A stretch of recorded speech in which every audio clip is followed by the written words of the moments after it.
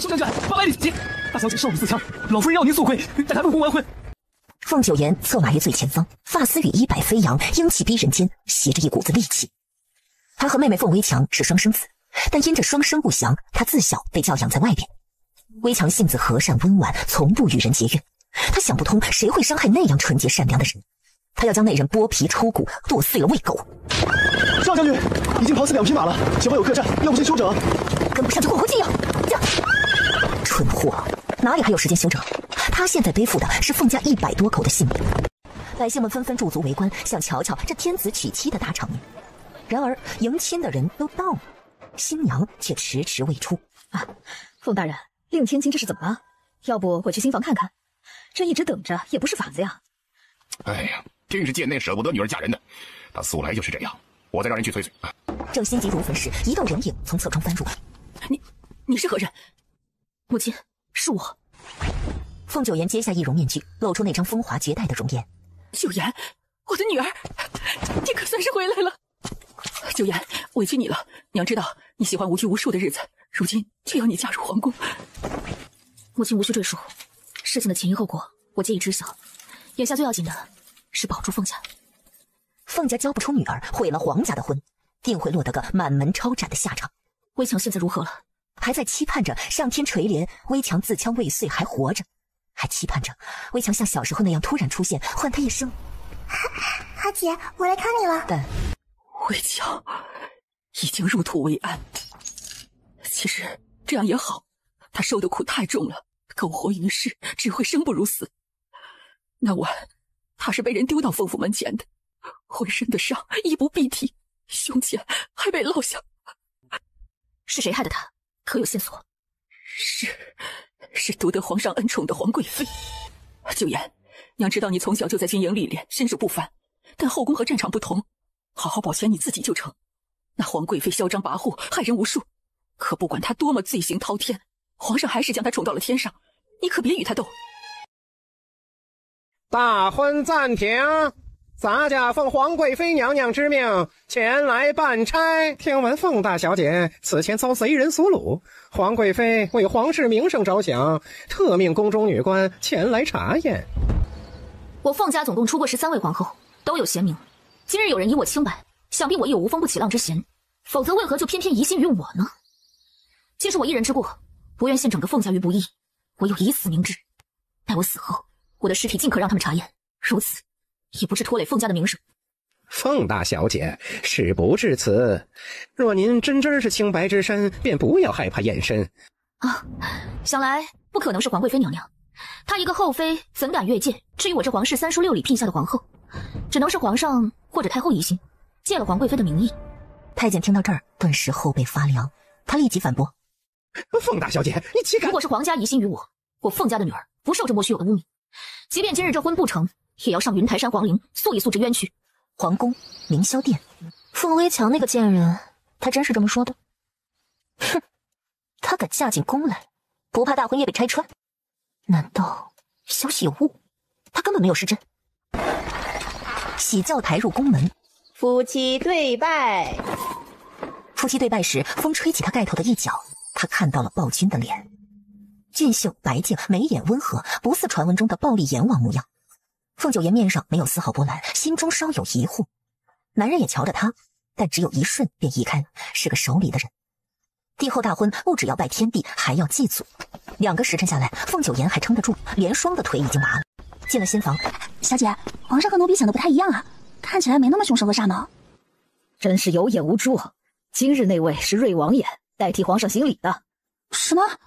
连双立时哑口无言，是他听错了吗？帝后大婚还能叫人替代？今日是容妃的忌日，皇上去祭拜了。小姐，这皇上他怎么能这样对您呢？而且皇上如此行事，满朝文武没人劝谏吗？凤九颜的反应格外平淡，她志不在争宠，嫁入皇宫，一是迫于无奈的替嫁保住凤家，二则稳住这后位，为微强报仇。是以皇帝如何对她，与她没有任何意义。就有宫人来传话：娘娘，皇上回宫了，很快就会来您这儿。皇后这是想要弑君？娘娘，发生了。他们这边准备好迎接皇帝了，外面的宫人又传话称：娘娘，皇贵妃投机犯了，皇上去了凌霄殿，凤九言一听到皇贵妃，就想到妹妹微强。微强被残害致死，这个仇得报。慈宁宫，太后转动着手里的佛珠，仍然难以压制心中怒火。她责问众人：今日大婚，皇帝竟让瑞王替他行礼，这件事你们没有一人提前知晓吗？哀家虽不是他的生母，但也算尽心尽力抚养他长大，怎的还养出仇来了？宫人们见状，都不自觉地站在太后这边，认为皇上大不孝。火上浇油的是，有宫人来报：太后娘娘，皇上回宫了，可他去了凌霄殿。荒唐！太后气得一拍长案，凌燕儿那个贱人，今天这样的日子也敢闹事，真是被宠得没边了，不知道天高地厚。凌霄殿外，皇后娘娘，皇上吩咐太医在里面为皇贵妃娘娘诊治，任何人不得打扰。秦叔我等不能为您空传。谁说本宫是来见皇上的？本宫听闻皇贵妃患有头疾，此药乃一游医所配，治疗头疾颇有成效，可让皇贵妃一试。他进入后，又过了不多时，有个太监出来，恭敬地对凤九言道：娘娘，皇贵妃用的药已经好些了，皇上说您有心了，让您先回去准备侍寝。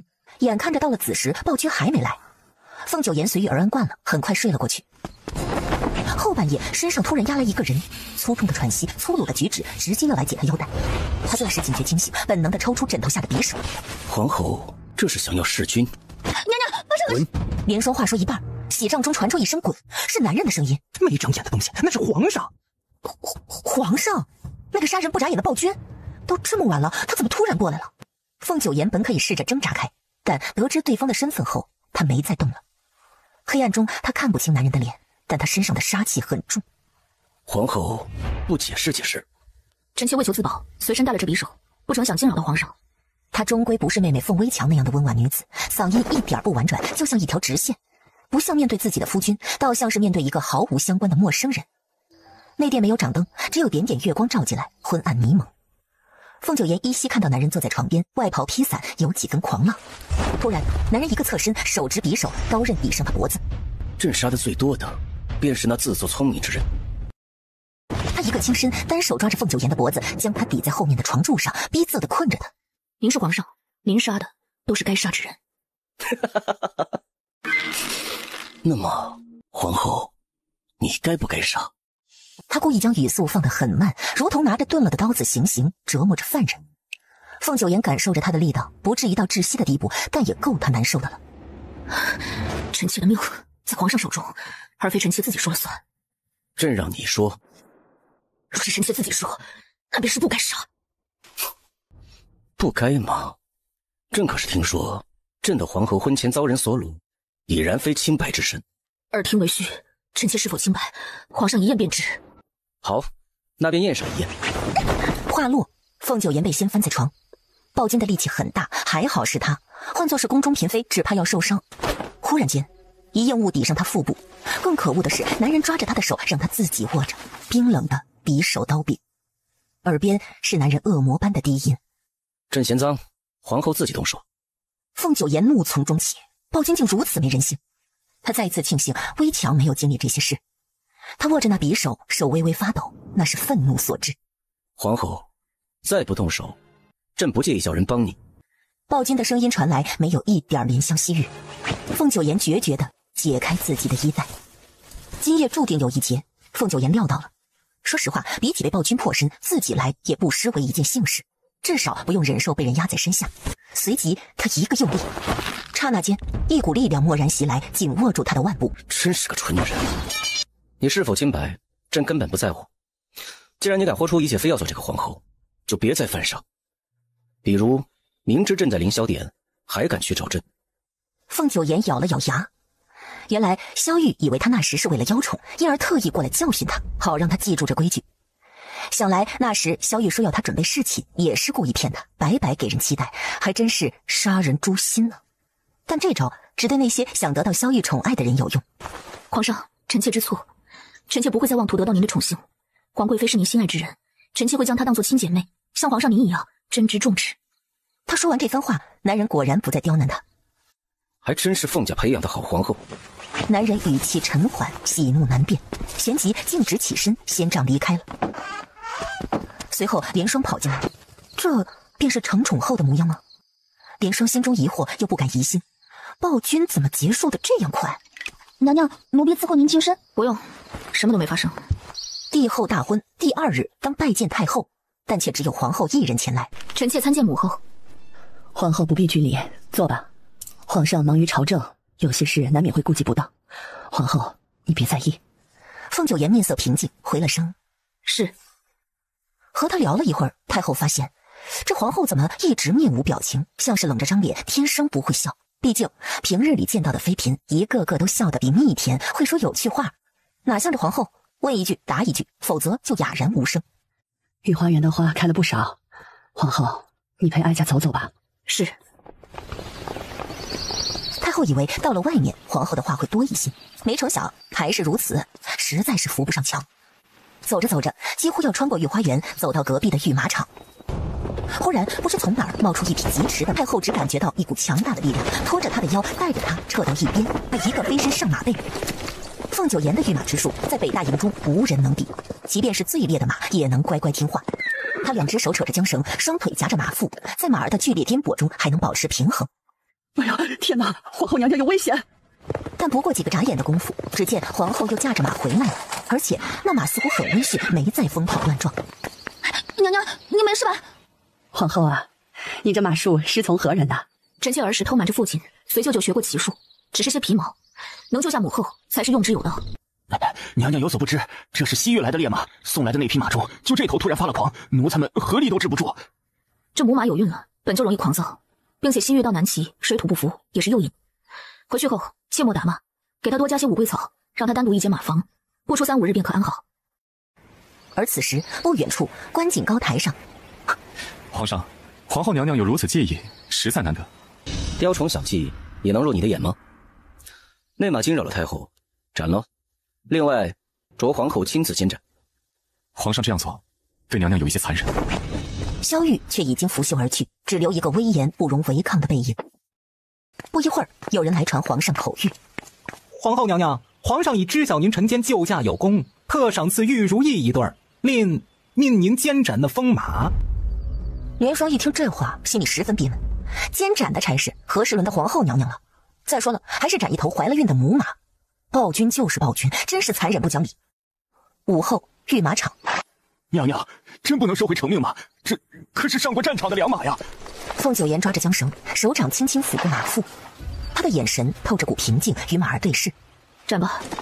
凤九颜坐在监斩的位置，离得有几丈远，他美目清冷疏离，没有丝毫柔软怜惜，比刽子手还冷漠。但就在铡刀要落下时，负责牵马的工人突然手腕一拔，他松绳的一瞬间，马儿扬起前蹄，急速狂奔。凤九颜默默看着，仿佛置身事外。连双却分明瞧见，方才是娘娘以石子做暗器，打中了工人的手腕，才给了马儿逃脱的机会。这之后，娘娘又暗中攻击那些侍卫，让他们看起来像是被地上的石子绊倒。他们本就跑不过千里马，现在只能眼睁睁看着他越跑越远，消失在御马场的御林中。御书房，皇上，马跑出御林，已经消失无踪了。又有工人入内禀告：皇上，皇后娘娘在外请罪。皇后监斩不力，罚公分1年，其余人革职，逐出宫去。工人去殿外传话，回来后禀告皇帝：皇上，娘娘说叩谢皇恩。皇后很好，帝王之心难以揣度，他说好，未必就是真的好。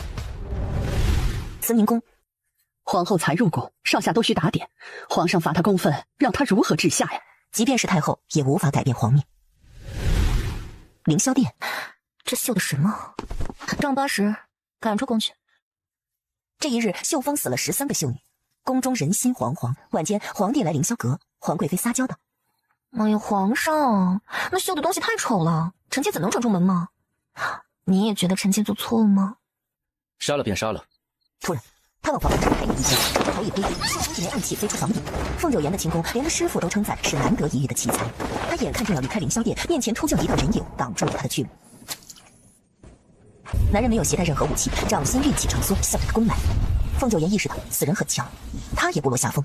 夜行衣包裹下，身姿灵巧，躲过他的进攻，并一个空翻，如同鱼跃龙门般反降落在男人背后。同时，袖中短剑射出。萧玉眉眼一挑，这刺客很强。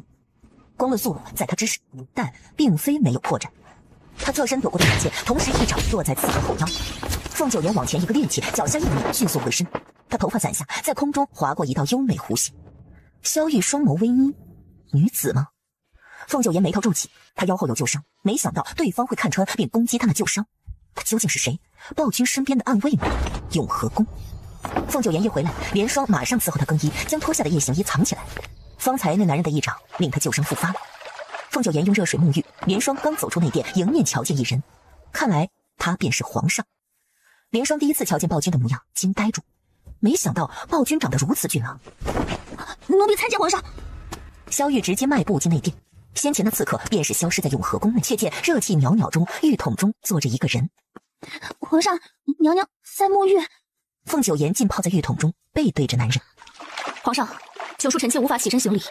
萧玉目光凌厉的一扫，确定那浴房里藏不住人。这么晚了，沐浴。浴桶中，凤九颜听到那逼近的脚步声，额间渗出细汗，瞳仁猝然收缩。站起来。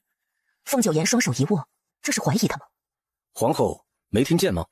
若是站起身被看光不说，他腰后的掌击伤痕定会暴露。他忽地抓住凤九颜的肩膀，强行将她从水中提起。萧玉的视线落在凤九颜腰后，她后腰处没有任何掌印淤痕，干净紧致。凤九颜手心潮热，方才情急之下她运功散瘀，但因着时间极短，她耗了不少内力，此时她难免虚弱。下一瞬，暴君的大掌从侧旁握住她的腰，大拇指附于她腰后，一个用力。凤九颜顿感一阵刺骨的痛，忍不住一声闷哼，旋即她不敢有所表现，忍耐着。身后那男人语气冰冷地问：腰上有伤？没有，皇上怎会这样问？皇后的腰很硬。参军后受重伤，硕大的铁钩穿透他肩膀，他没有用麻沸散，没有哭一声，是以暴君这点手段他撑得住。但他这是第一次被男人如此触碰，尤其后腰很敏感。萧玉手掌微烫，这试探没必要继续了。皇后没什么大问题，不过她未免太过镇定。萧玉收回手，眼睛并未在皇后身上多做停留，转身便走了。凤九颜微微放松下来，她始终没有回头看，怕那苍白的脸色被暴君看到起疑。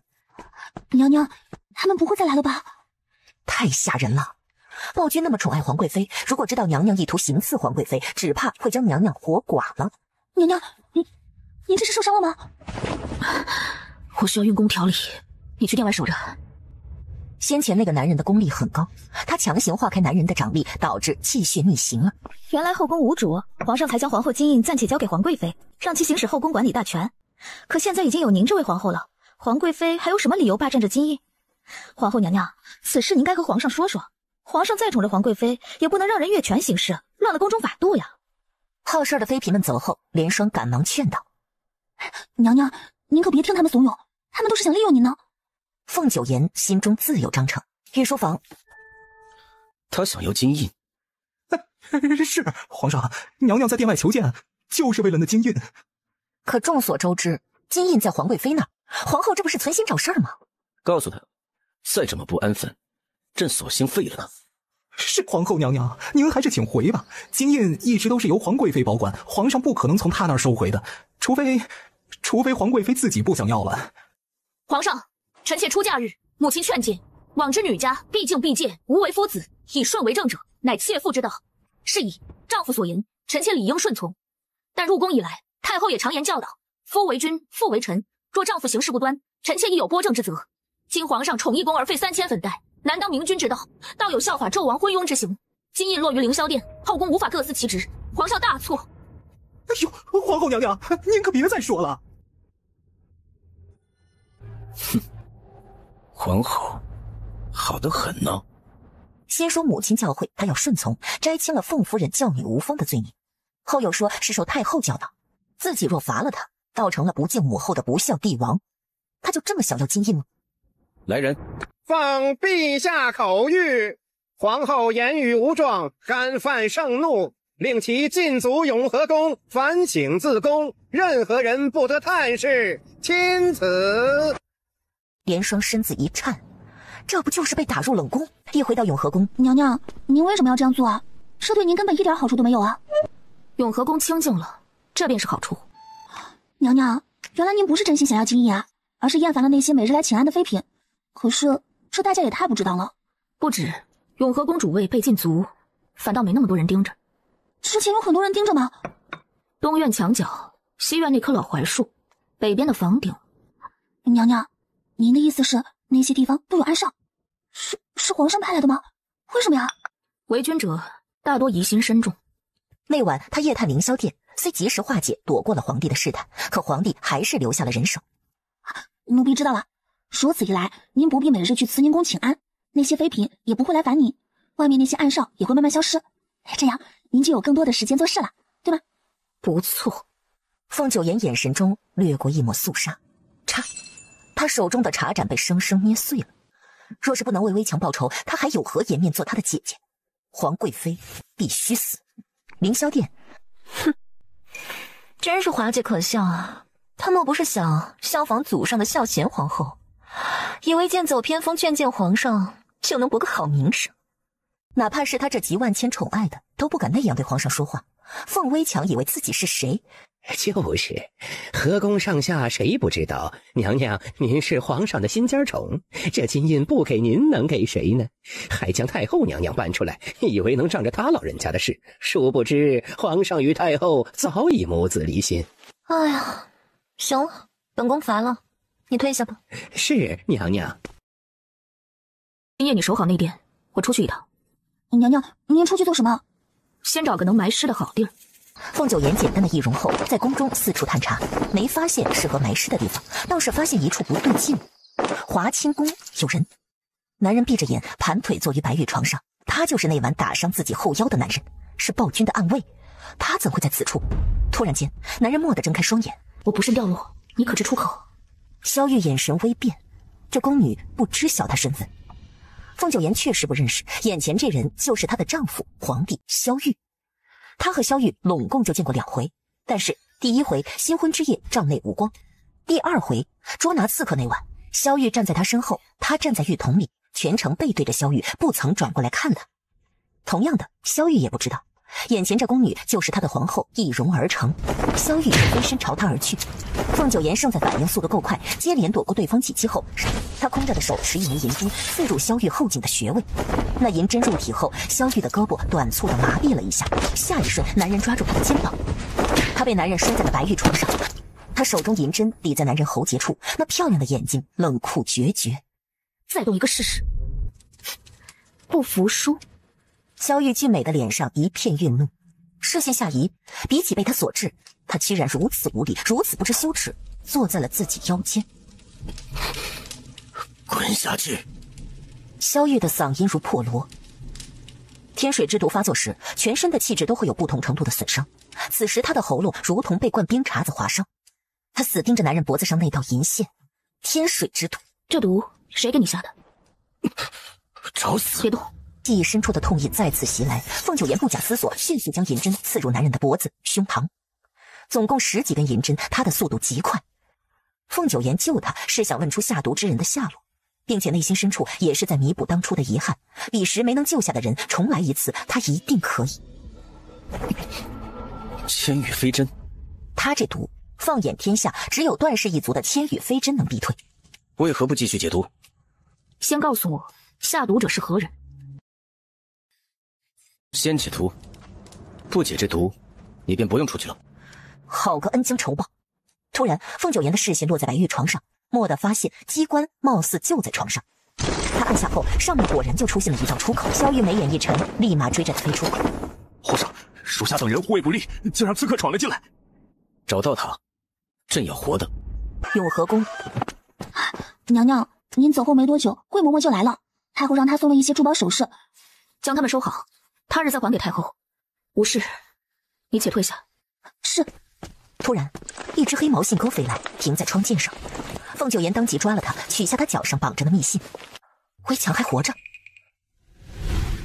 吴白是他的心腹之一，从军营一路跟着他来到皇城。对了，少将军，还有一要事，今儿才到的消息，边关不太平，刺客平路，都是冲着您去的。将军的意思是，让人暂时假扮您还不够，现在得对外称您重伤养病，把您送到秘密处。为了您的安全起见，让您在皇城多待一阵子。知道了。马车行驶1个时辰后，终于抵达。您是九妍小姐？啊，奴婢彩月是蔷薇小姐的贴身侍婢。榻上躺着一女子，双脚被铁链锁着，连接着床腿，被困在方寸间。小姐喝了药，这才勉强睡着。传信给宋离，让他为微强看诊配药。娘娘所说的，难道是有着在世扁鹊之称的宋神医？那可是有钱有权都请不到的神医。我请问你，微强还活着的事儿，凤家有几人知晓？除了奴婢，就只有老爷和管家。小姐被送回来后，一直呕吐不止。她吐出来的不是食物渣子，而是人排出的秽物，而且他们不止糟蹋小姐的身子，还用烧红的铁钳残忍地对小姐二夫说，小姐再也无法生育了。娘娘，小姐尚清醒的时候，让奴婢一定要转告您，她不希望您为她杀人，她希望您能带她看见繁华，能自由自在的活着，这才是她所愿呢。姐姐答应不杀她，但不取人性命，同样能让人死。如此想来，杀人不过头点地，他之前的计划还是太仁慈，直接行刺杀了皇贵妃，和微强所受的苦相比，差太远。2天后，皇后娘娘，奴才是凌霄殿的赵乾，皇贵妃突犯头疾，皇上差奴才来问您的药还有吗？凤九言动作缓慢地描着眉，一点不着急。药没了。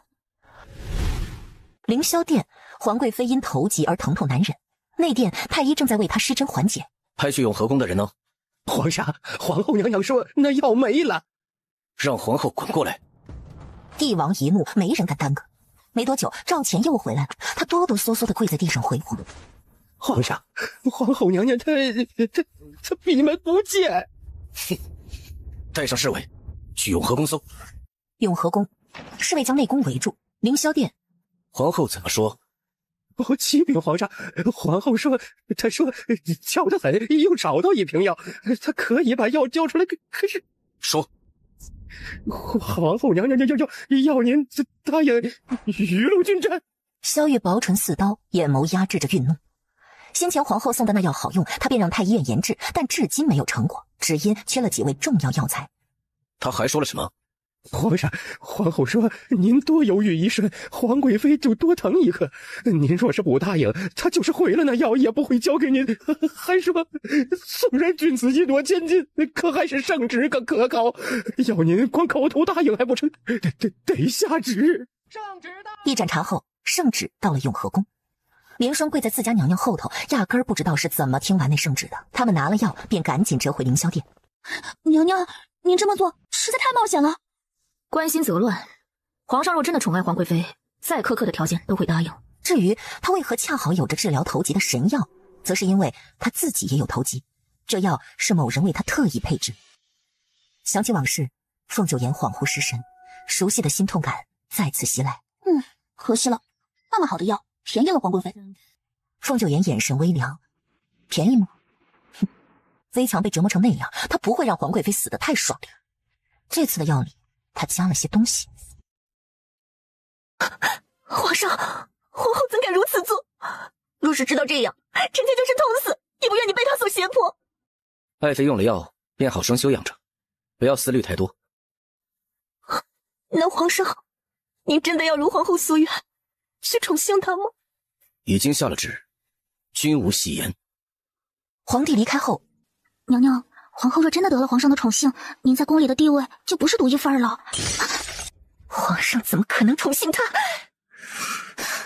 黄昏落日，皇上，今夜是去凌霄殿还是？来驾永和宫。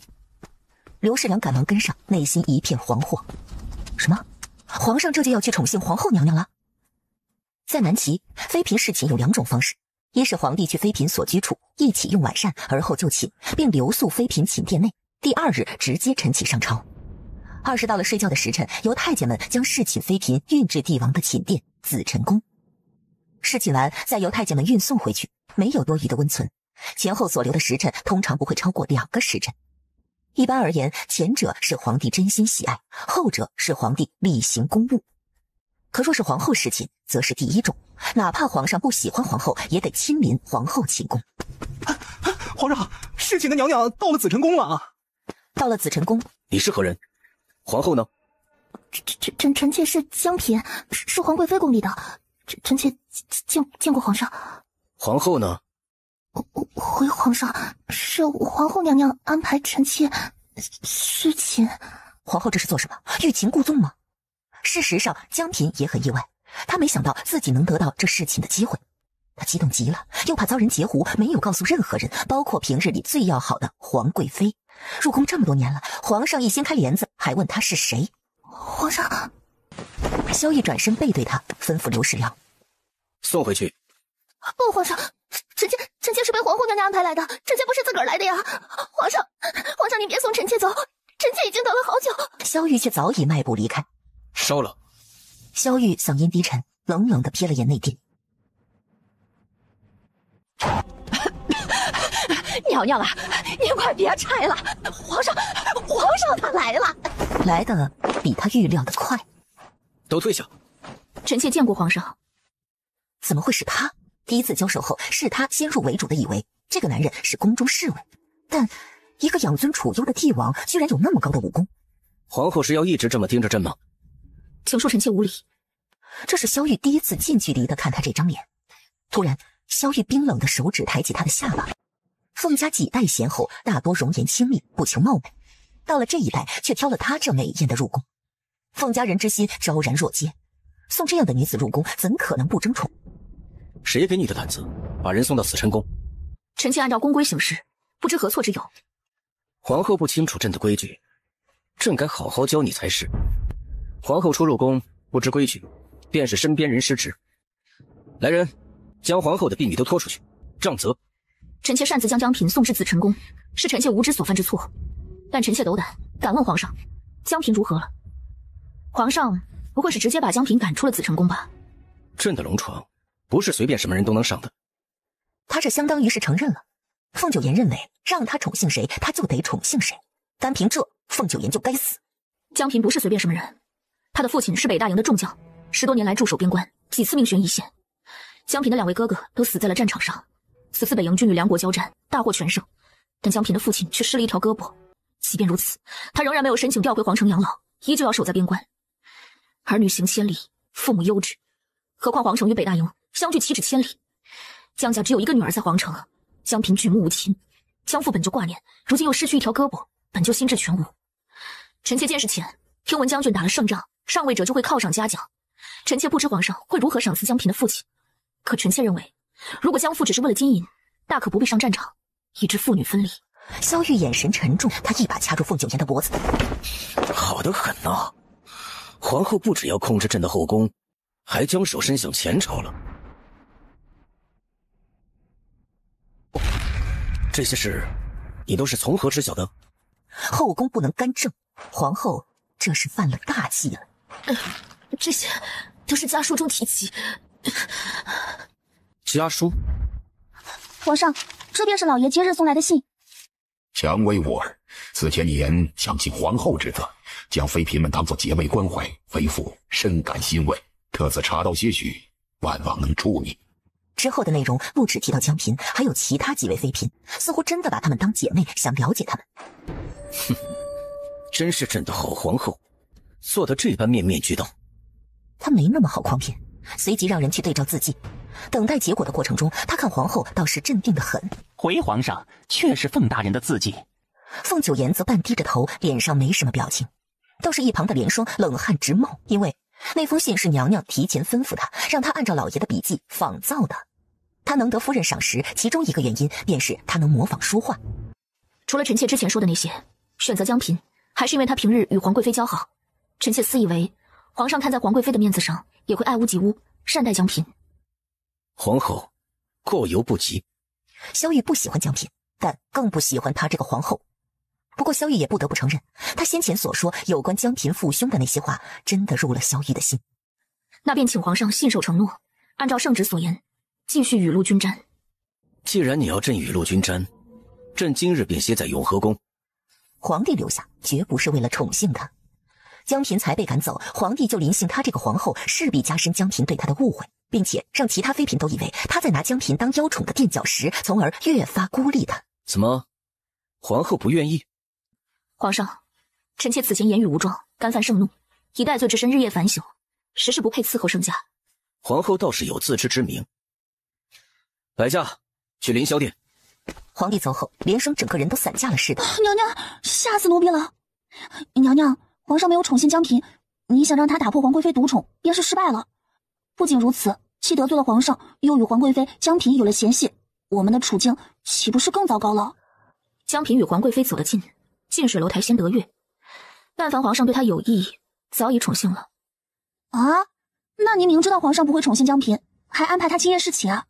想打胜仗，就得有耐心，给敌人出错的机会。这，娘娘，奴婢愚笨，听不懂。突然让皇上雨露均沾，他定然不会照做。与其等着他找借口不做，不如先促使他犯错。只要他不占理，我们就能占据制高点。不出3个晚上，皇上便会去江嫔那儿。这次他不会再出尔反尔。一想到和他交手2次的侍卫是皇帝本人，并且皇帝还身中天水之毒，他的心绪就有些乱。如果只是个普通侍卫，他可以不管，但国不可一日无君。将士们镇守边关，浴血奋战，也是在为君主效力。如果皇帝死于天水之毒，那南齐必定生乱。头疾可好些了？有皇上记挂着，臣妾一点不疼。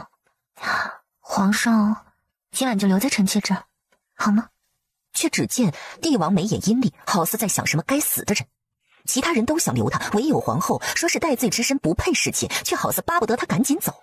这之后，他在凌霄殿没待多久，就回紫宸宫了。江嫔听说皇后无事，是皇后害我，都是她。娘娘，娘娘，皇上命人送来了赏赐。什么？娘娘，听说皇上离开永和宫后就去了凌霄殿，肯定是皇贵妃对皇上说了些好话，这赏赐啊就下来了。您可得好好感激着呢。是啊，还是皇贵妃姐姐真心待我，不像那个皇后。这个仇他一定要报。紫宸宫半夜，萧逸坐在那儿，一直在复想永和宫里的对话。不对，他那时是想杖责皇后的婢女以示惩戒的，怎么就没下文了？是从哪一步开始被皇后给绕进去的？从皇后提起江嫔的父兄起，他便顺着皇后的话往下，包括验证皇后那家书的真假，到最后竟没再提皇后随意将人送到紫宸宫一事。再者，皇后所谓的想尽绵薄之力为江嫔讨宠，若是真心，为何不提前告知，反而先斩后奏，等他把江嫔赶走了，再扯出江父之事？这做法倒像是给他下套，等着他犯错。该死！皇上，您要夜起？萧玉一脚踹在刘世良身上，这一脚不轻不重，不至于留下内伤，但多少得受点皮肉苦悲。皇上，奴才若做错什么，责罚便是，可别让奴才脏了你的脚。你是不是也觉得皇后说的在理？滚！没规矩的东西，他还没传唤就这么进来了。翌日，皇上，您每天要看那么多折子，这酱醋羊肝最是明目了。江嫔，食不言，寝不语。皇上恕罪，臣妾只是太高兴了。2盏茶后，眼看着皇上用完晚膳，摆驾，紫宸宫。娘娘，皇上果然去双华殿了，您说的可太准了。只可惜皇上用完晚膳就回紫宸宫了，并未宠幸江嫔娘娘。我这字如何？娘娘，要不您再练练？不好看吗？不能留下任何痕迹，暴露他并非凤微墙。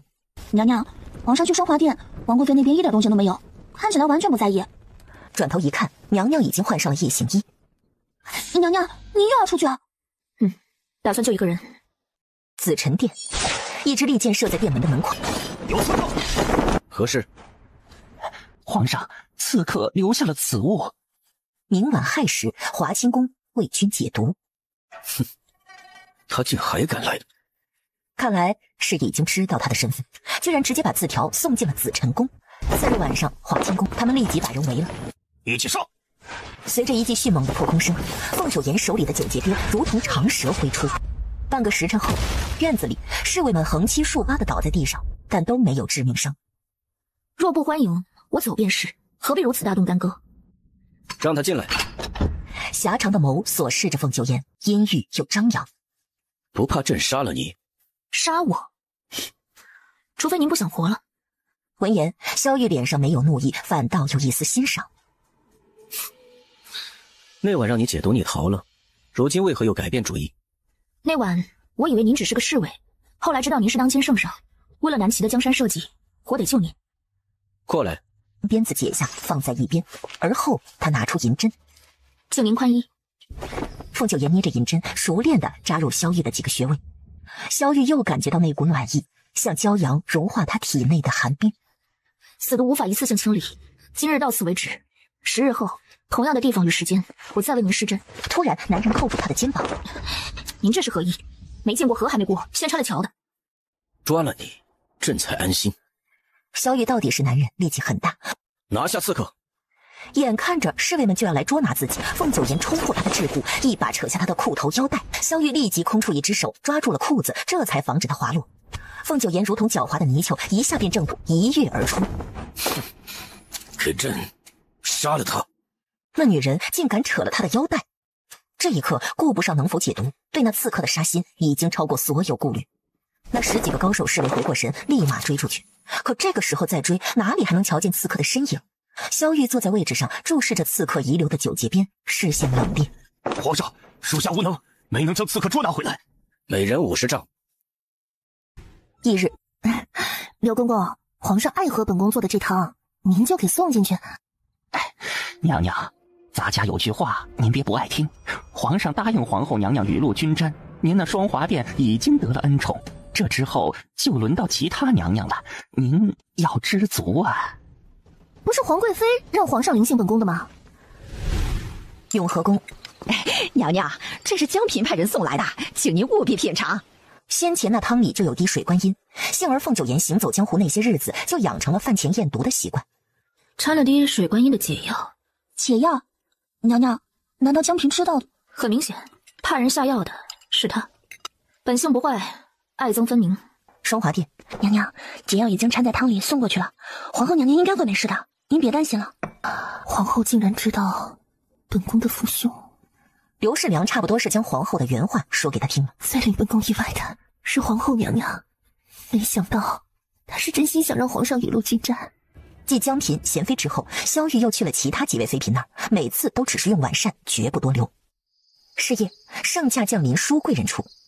今晚就是和那刺客的10日之约，他想快些结束，遂干脆的喝了汤。一旁的舒贵人见此，暗自松了口气。汤里，他放了鸳鸯伞。回子成功。皇上，臣妾还准备了一段小曲儿，想唱给您听。这么想唱曲儿，明日便出宫去。皇上，属下在紫晨宫发现此物，是那刺客送来的。里面装着的不是别的东西，正是他那被扯走的腰带。腰带上放着一张字条：孔君有埋伏，已移至长信宫。怎么会这样？只差一点，药效就快发作了。长信宫一道掌力劈了过来，如此强的内力，你若不想解毒，在下定不会强迫，何至于赶尽杀绝？杀你，无需理由。侍卫们藏匿在暗处，按照皇上的安排，他们无需插手殿内的打斗。萧玉以攻为主，凤九言则凭借速度还手。突然，凤九言掉进水中，暗器有毒，软筋散。凤九言瞬间无力，倒在了地上。男人居高临下的俯视着他。突然间，萧玉体内迅速升起一团热火，那热气汇聚，大有令他决堤之势。这不正常。突然，男人扛起他，并将他扔到了榻上。男人俯下身子，朕不杀你，但你得帮朕。对上男人炽热猩红的眸子以及他沉重的呼吸，凤九言意识到不妙，他这是中了药了。凤九言当即奋力挣扎，可他身中软筋散，浑身无力，落拳如瘙痒。男人整个身体向他压来，如同一块来自天外的巨石。凤九言好似身处炎夏，烈阳的热气裹挟着他的全身，又好似被一个火球包裹住，炙烤着他，连他的体温都开始上升。凤九言的头偏向一侧，眼前所见越发的模糊。就在他快要昏厥时，脑海中浮现一抹身影，那人白衣胜雪，嗓音透着关切：“九言，醒醒！”一刹那，凤九言垂下了眼睁，凭着最后一丝力气，他将银针刺入自己的穴位，用疼痛保持残存的清醒。忽然间，男人沉重的脑袋落在他颈窝，像是瞬间泄了力。他们的身体也仿佛合二为一，瞧着是无比亲密的姿态。凤九言低头看向男人的脖颈，那道银线又出现了。糟糕！天水之毒属寒，身中这毒的人一旦遇到热性药，会导致两股药性互克互生，毒性加倍。可凤九言也中了软筋散，自身难保。帮朕解毒。按理说，遇到危急情况，他应该传侍卫，但他现在毒发，他们进来也是无济于事。凤九言身子发软，他咬破了自己的唇，随即，他从暗袖内拿出一颗黑色药丸，毫不温柔地塞进刺客的嘴里。不过几息，凤九妍的身体慢慢恢复知觉。萧玉已经是意识凌乱的状态，迷迷糊糊中感觉有人在解他衣裳，还有一只手在他身上游走，仿佛春风拂柳，叫他没那么难受。现在需要先压制才能避免天水之毒持续发作，是我冒犯了。话落，凤九妍手法利索地解开他裤上腰带，而后又将那裤子往下退了几分，露出肚脐下方的气海穴，手起针落，一针下去，很快就有了效果。萧玉体内那股火海被浇灭了大半，他的神智也有所清醒。突然，他睁开了眼，只因他感觉到曲骨气冲被扎了针，竟是那个位置。足足安静了大半个时辰，突然一个身影飞出，侍卫们正要启动天罗地网阵。放他走。烧了。刘世良不明所以，随后抬眼一瞥，就瞧见榻上凌乱狼藉，还有……他顿时就懵了。转念一想，一定是皇上近日在各宫用晚膳，每次都是大补，又不愿碰皇贵妃以外的女人，可也不至于大晚上的来这冷宫发泄呀。见刘世良盯着榻上瞧，萧玉的脸色越发阴沉，抬腿就是一脚。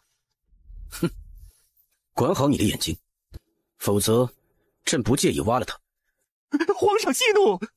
回到紫晨宫，萧玉近身于浴池中，他闭着眼，眉毛拧成一团，俊美无双的脸上蕴含怒色。那女人简直该死。虽说她是隔着谢库施针，全程规规矩矩，并无冒犯，但他还是看到了不该看的。若非他今晚有功，萧玉会拧断他脖子。永和宫帐内，娘娘，您痛吗？如果你几次九死一生，就不会觉得这点伤很痛。今晚也是凶险，若非暴君身中春药，他也没机会逃脱。不过暴君还算有道义，没有让那些侍卫追捕他。话又说回来，是谁给他下的药？谁敢给他下药？次日一大清早，娘娘，淑贵人出事了！说清楚何事？一大早刘公公就带着人去了，好像是从淑贵人宫里搜出了什么药，说他谋害皇上，这可是重罪啊！错就错在淑贵人不知道皇上体内还有天水之毒，会令药性暴涨。这样，淑贵人确实咎由自取了。此事与永和宫没有任何干系，无需再打探。当晚，盛驾去了凌霄殿。皇上，你没什么事吧？臣妾可担心了。今早听闻淑贵人的事，臣妾大为震惊。舒大人为了他能得圣宠，暗里费了不少心力。舒家人做了什么？皇上，臣妾听闻舒大人给皇后娘娘送礼了。宫中禁止私相授受，皇后这是找死了。皇上，或许皇后娘娘不了解宫规，才会犯下这样的错误。臣妾担心舒贵人谋害皇上，牵连了诸多人。皇后娘娘又与舒大人有所接触，只怕被人议论，八心八肝让皇上您宠幸别人，这是等于给了舒贵人下手的机会。萧玉眸色微冷，且不说别的，单是私相授受这一点，皇后就应当受罚。和宫不一会儿，侍卫们搜出了许多物件。皇上，贿赂之物在此。皇后，你该当何罪？哼，朕的皇后竟这般缺银子吗？皇上圣明，臣妾的确缺银子，不止臣妾，后宫的姐妹们更是如此。皇贵妃的月俸最高，每月66两白银，其次是宁妃、娴妃，月俸25两白银，接着是江嫔她们，每月16两。贵人的月俸仅仅只有8两。即便是每月8两，难道宫中会少他们的吃穿用度吗？皇上，妃嫔们身为各宫之主，身边伺候的人何止1、2？您专宠皇贵妃，宫人们看人下菜碟，对没有圣宠的妃嫔阳奉阴违，甚至中饱私囊，以致他们冬日少炭，夏日缺兵。如此，众妃嫔便需要自己上下打点。这与你收贿赂有何关系？妃嫔们的月俸不够，他们的家人遂送些银钱入宫，臣妾认为这情有可原。既是他们的家人所赠，怎么都在你这永和宫了？原因有2，其一，他们若直接将东西交给众妃嫔，便是不合宫中规矩；其2，宫中人多手杂，层层搜刮后，到了妃嫔们手中的便所剩无几，是以都送到臣妾这儿，再由臣妾以正当名义赏赐各宫，握个名录。臣妾知道一面之词很难令人信服，这是臣妾所记的账本，上面清楚记下各宫亲眷送来的财物明细。臣妾本打算等禁足过后再交由各宫。皇后既知此举不合宫规，却还是收下了宫外之物，不怕朕治你的罪吗？来人，将皇后拖出去，杖20。皇上不要！连双着急求情。娘娘肩上有伤，之前还受过内伤，受不得杖刑啊！臣妾知道，一旦被发现，便会受到惩治，但臣妾不后悔这样做。罚便罚了，求皇上以赏赐之名，将这些金银财物交到各宫妃嫔手中，如此，臣妾无憾意。皇上，奴婢愿意替娘娘受罚。没规矩的东西，杖毙！凤九言一把将人拽到身后护住。莲霜没有犯错，不应受罚。皇上如此重规矩，那么这与宫外私相授受的罪，不应只罚臣妾一人，还应该有皇贵妃。臣妾入宫前与那些人私相授受的正是皇贵妃。皇上若是不信，大可找那些大人们一问，相信皇上定能按规矩秉公处置臣妾与皇贵妃。至于这20杖的刑罚，臣妾的错便由臣妾承担，无需任何人代为受罚。而后他视死如归一般的主动走向殿外。萧玉冷睨着他的背影，眼底浮动愠怒。皇后这是逼着自己连同皇贵妃一起惩罚。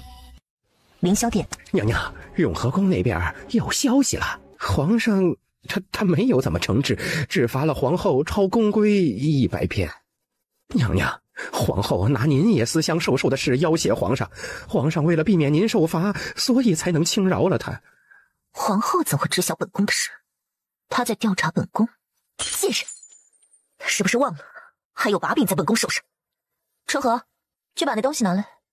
皇后被罚抄宫规的事，众妃嫔皆知，他们还晓得更多内情。那些财物不只有我们的家人送的，我们自己也送了些，但皇后并未供出我们来，可见是真心待我们。听永和宫的人说，皇后特别体谅我们的不易，她本就打算把那些东西转给我们，一样都没有用过。皇后还宁可她一人受罚，给我们担罪。众妃嫔越说越感动，有些还红了眼眶。毕竟这宫中难见真情。永和宫抄宫规100遍，并非多么严重的惩罚，但对于凤九言而言，还不如20杖来的痛快。倒不是因为他嫌写字累，而是他需要模仿微强的字迹，这会让他耗费不少时间。幸好有莲霜在，午间各宫都派人来传话，想帮他分担，凤九言都拒了。娘娘，经过此事，以后肯定没人再往凌霄殿送钱财了，而且其他娘娘们都被您笼络，您这是一箭双雕啊！若只是这样便能笼络人心，宫里就没有是非了。皇贵妃娘娘驾到！凤九言听到后，眼神含着一抹肃杀冷意。皇贵妃的排场很大，她坐在软轿上，前后20多个宫人随行。他们本可以井水不犯河水，但就是这个女人以那样肮脏的手段伤害微强。皇贵妃，坐。皇贵妃坐下后，也打量起凤九言来。都说凤家出贤后，却从未听说过出美人儿。这凤微强却生得明艳贵气，硬生生把旁人反衬成了小家碧玉。如此美丽的一张脸，皇上真的一点不心动。皇贵妃不禁生出些许惶惑。皇后姐姐，前些日子皇上日夜召臣妾作陪，以致臣妾身体疲乏，是以拖到今日才能来拜见，失礼了。幸而皇后娘娘成功劝得皇上雨露均沾，臣妾才得空歇息。这话显得他一点不在意皇上去陪别人用晚膳。凤九言的眼神极淡漠。皇贵妃受累了，往后本宫会让你多得空闲歇息。还有此次皇上大赏后宫雨露均沾，也曾来过您这儿，几次3番的机会，皇后娘娘都没把握住。是您不得皇上的喜欢，还是您不敢？本宫有何不敢？皇贵妃何意？本宫听不明白。皇后娘娘，臣妾实在钦佩您。南齐的女子将清白看得比命重，而您经历了那些不堪的事情，还能泰然自若。皇贵妃，你言语晦涩，叫本宫越听越糊涂啊。哎呀，凤微强，大婚那日你逃过了验身，就以为天下人都信了你的清白吗？本宫劝你不要白费功夫。你也知道自己清白受损，不敢邀宠，所以你就想利用其他人。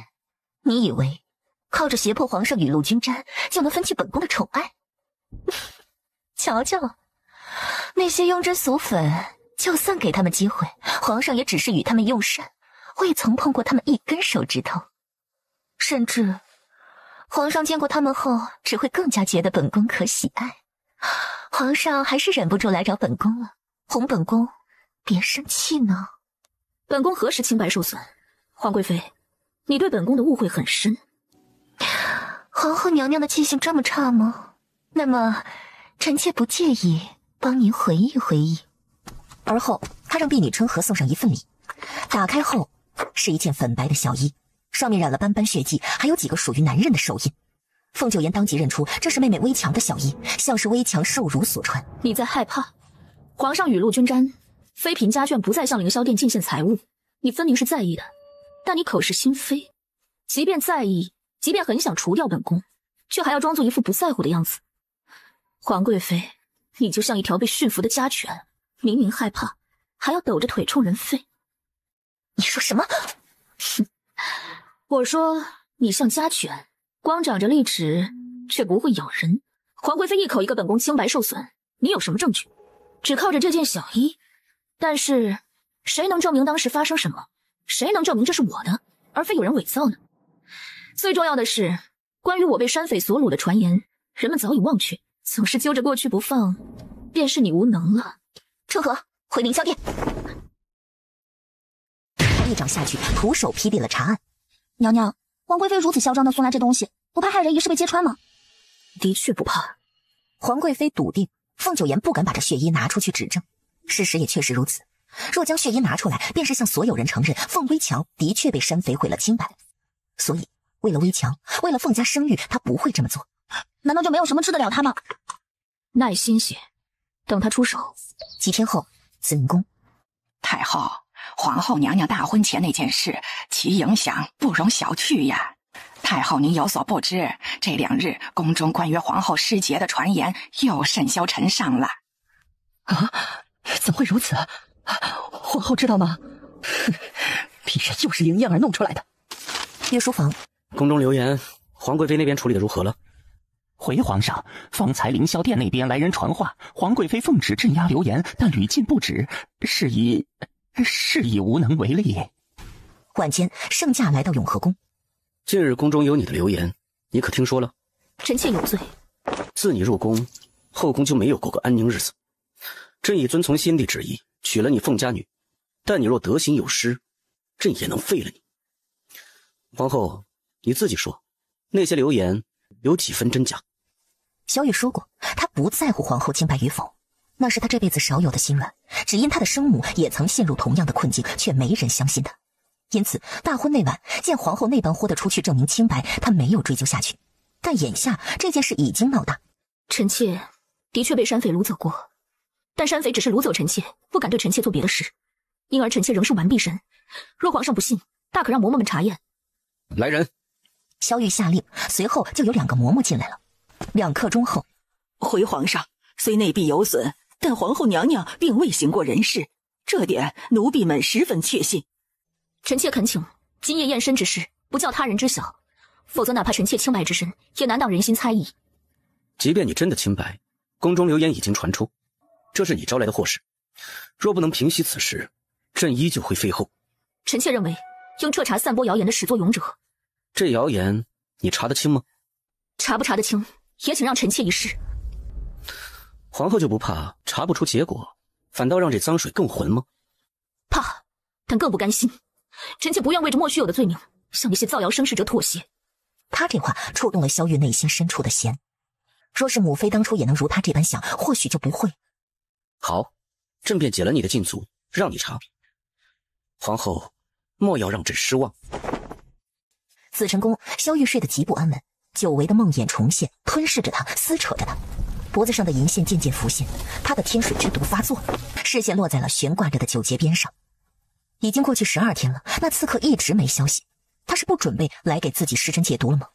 转念一想，刺客不来也好，见到那刺客，他只会想起那晚的事，只怕会忍不住杀了他。不到3日，永和宫那边就有消息了。皇上饶命，皇后饶命，奴婢再也不敢了。您与本宫无冤无仇，为何要这么做？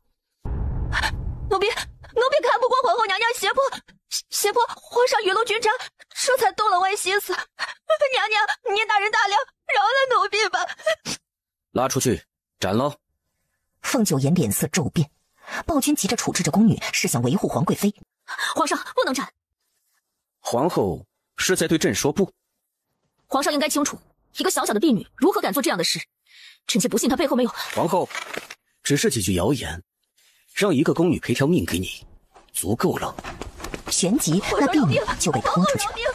凤九妍袖中的手紧攥，只是几句谣言吗？他说的可真轻松啊，那可是危墙被毁了的一生。皇上，您如此镇压，宫中谣言看似已平，但此事的危害尚未彻底清除，还应该揪出那些绑架臣妾的山匪，以防他们在宫外继续散播谣言，并且难保他们背后无人指使，还请您彻查。捉拿山匪？皇后是要所有人知道，你确实被山匪所掳吗？这要置整个皇室的声誉于何地？皇上，臣妾是凤家的女儿，亦是先皇钦定的儿媳。山匪当初只敢将臣妾掳走，不曾碰臣妾一根手指头。他们的目的是想毁了臣妾的名声。那么，他们亦或者幕后之人，针对的到底是臣妾个人，还是凤家，甚至是皇室呢？如果只是臣妾与凤家，尚且能忍；可若他们的目的是摧毁南齐皇室的声誉呢？针对皇室，便是居心叵测的逆党，别国细作。是以，于公于私，臣妾都想查出真相。皇上若是无暇管此事，请允许臣妾私下调查。先前凤九妍不让斩那婢女，萧玉还以为他是有意针对皇贵妃，是萧玉将他想得狭隘了吗？哼，好一个于公于私！皇后既然把话说到这个份上，是笃定朕会为了社稷安宁，允许你去查了？臣妾相信，皇上是明君，忧国忧民忧天下，断不会放过任何一个损害南齐的祸端。好，皇后，朕给你1个月。1个月后，你若是抓不到山匪，查不出背后之人，那此事以后都不可再提。比起那些无中生有的谣言，朕更厌你的无事生非。说完，他便走了。找几个信得过的，暗中捉拿那帮掳走皇后的山匪，查清楚他们背后是否有人指使。查案不是件简单的事，他并不指望皇后能查出真相，但此事确实不能等闲视之，宁可浪费些精力，也不能放过。夜幕至，宫外一破庙内，少将军，属下恭候您多时了。您找来的那些人可真是神通广大，连武林盟的人都来了。我们已将那些山匪尽数捉拿。哦，对了，有个姑娘一直追问属下您的下落，非要见您一面。山匪呢？凤九妍打断他的话，冷声问。而他见到山匪后，内心积压许久的滔天恨意终于找到了一个宣泄口。凤九妍戴上拳环，铁环包裹着手指，能大大增加出拳的攻击性。那些山匪见状，纷纷瞪大了眼睛。1个时辰后，山匪们都活活痛晕过去，身上受了很重的伤，尤其是下身，个个都见了红。少将军，您已经亲手废了他们，不能再打了，再打就没命了。您不是还想让他们指认凶手的吗？凤九妍的脸上有血渍，眼神更是狠厉的，如同在战场上杀红了眼似的。理智回来后，凤九妍深呼一口气，调整自己的情绪。看好他们，几天后我有重用。属下办事，少将军放心。少将军还是那么的人狠话不多。永和宫，皇后娘娘呢？啊，皇上来了，还不赶紧让娘娘出来接驾呀？什么？皇上来了？林霜脸色微青。糟糕了，娘娘现在可还没回来啊！皇后呢？皇上啊，娘娘这就要出来了，想来还在沐浴呢。萧玉眉峰连起，中途经过永和宫，便临时起意来问问皇后调查的进展。他倒好，这个时辰沐浴，又等了会儿也不见皇后出来。哎呀，你干什么呢？让你去找娘娘，你在这儿做甚呢？不知道皇上在外头等着吗？皇后莫不是掉进禁房了？你们去看看。刺客，有刺客！萧玉的眼神猝然变化，刺客竟然出现了。他一跃而起，朝着刺客的方向追去。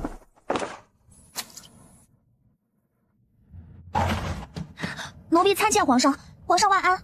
萧玉眼中含着审视意味，朝凤九妍走来。臣妾见过皇上。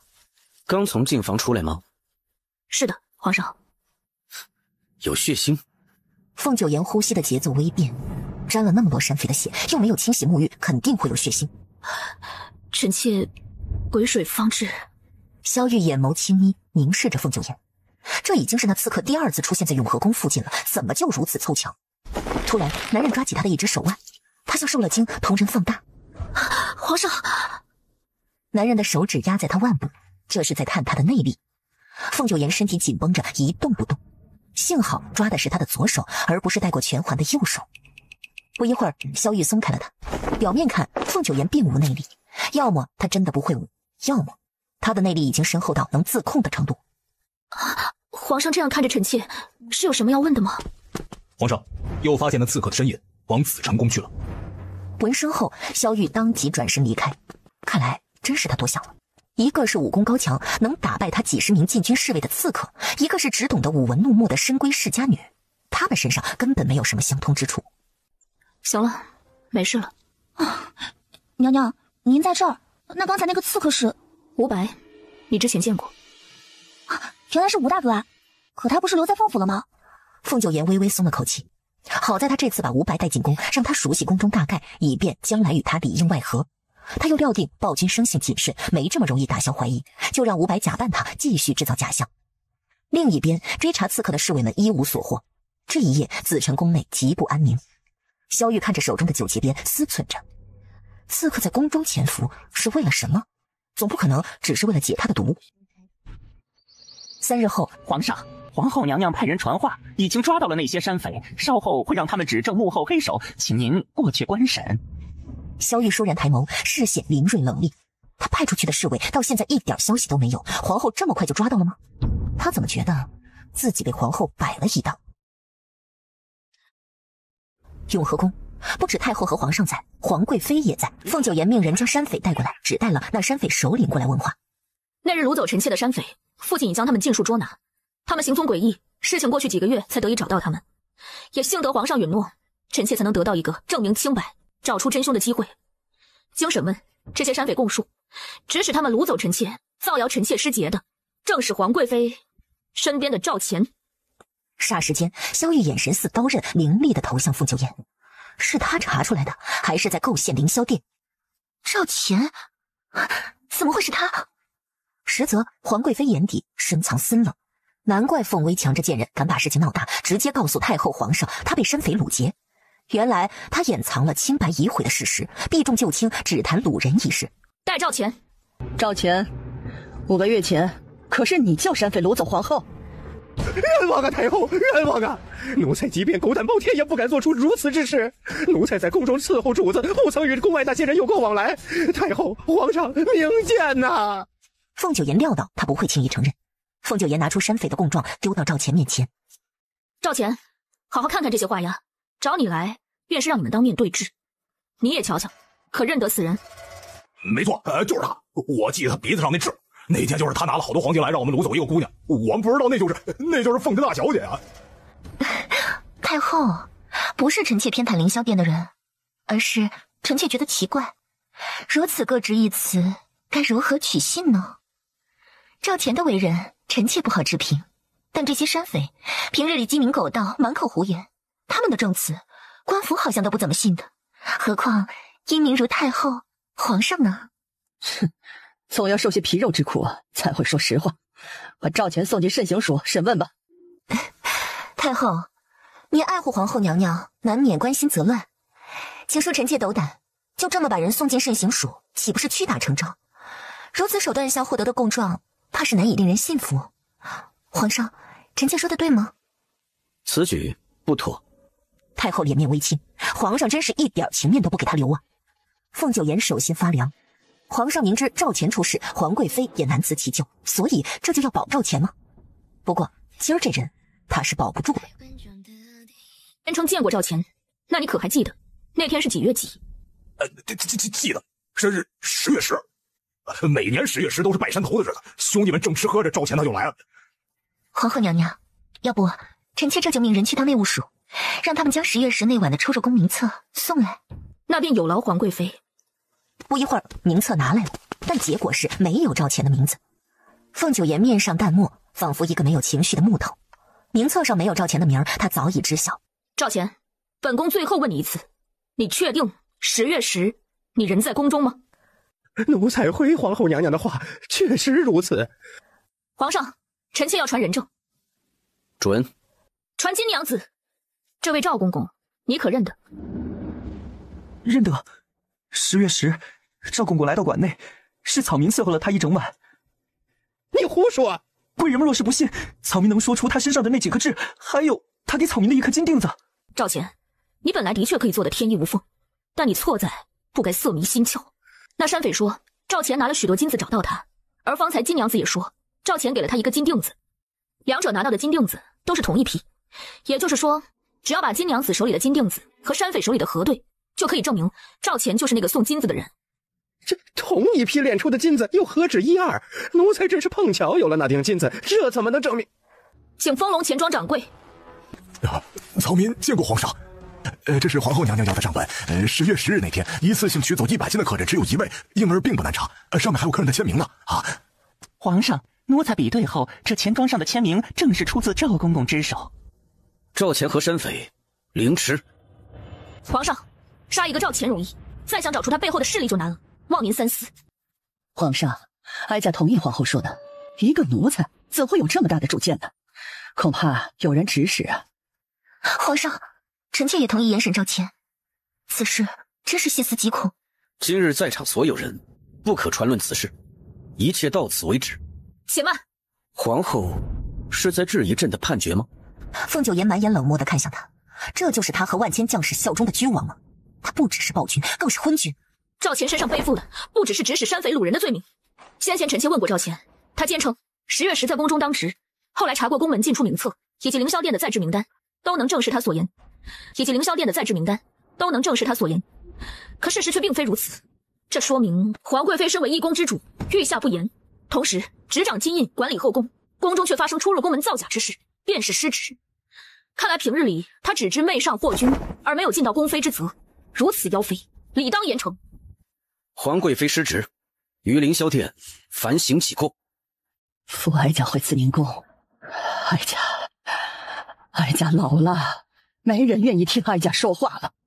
太后离开后，侍卫们将山匪和赵钱都带了出去。皇上，臣妾有几句话想与您单独说。其他人也都退下。很快，殿内只剩下帝后二人。皇上，既已查明是赵钱指使的山匪，臣妾想要真相大白于天下，还臣妾一个真正的清白。你是连你凤家满门的荣耀都不要了吗？再者，皇后如何会觉得朕会愿意被天下人耻笑，承认朕娶了一个被山匪掳过的女人？比起这无用的皇后之位，我更愿无愧于自己。你说什么？臣妾只要真相，哪怕失去这后位，也在所不惜。若皇上担心皇室名声受损，那就请您先废了臣妾这个皇后，臣妾再将真相揭露。萧玉被他其中的几句话触动，想到自己的生母，但随即萧玉的心肠又变得冷硬。他从未见过如此锋芒的女子。不，还有一个，便是那个女刺客，这是他们身上唯一的共同点，都是这么不怕死。你并非想让朕废了你，你是想逼朕严惩皇贵妃。臣妾现在的确没有实证可以证明皇贵妃是主谋，但这些年皇贵妃犯下的罪过还少吗？皇上若执意要包庇皇贵妃，臣妾自请下堂。这个皇后臣妾当不起，还请皇上另请高明。你便跪着，朕看你能跪多久。跪着不行，臣妾便绝食；绝食不行，臣妾便自缢。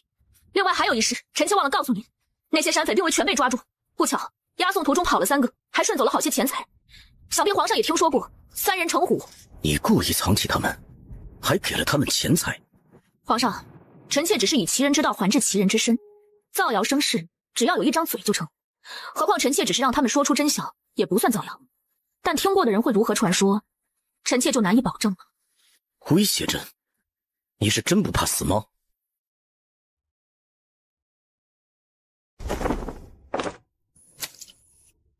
圣旨到！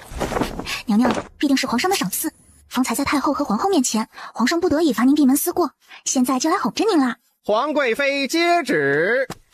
皇帝诏曰：赵钱倒卖宫中财物，证据确凿，皇贵妃失察，即日起交出金印，转由皇后娘娘掌管后宫。听到这儿，皇贵妃的脸色瞬息万变，皇上竟然要撤去她的金印。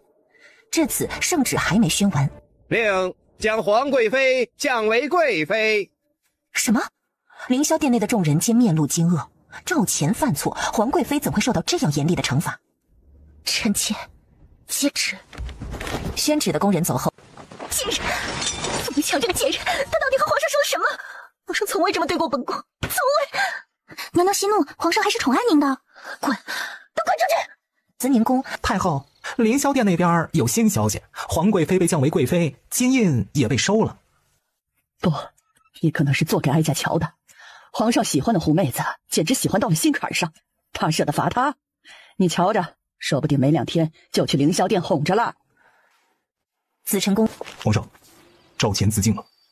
萧玉眉眼冷沉，倒是个忠心护主的。矮下凌霄殿。入了夜，各宫都十分安静，莲霜颇为不甘。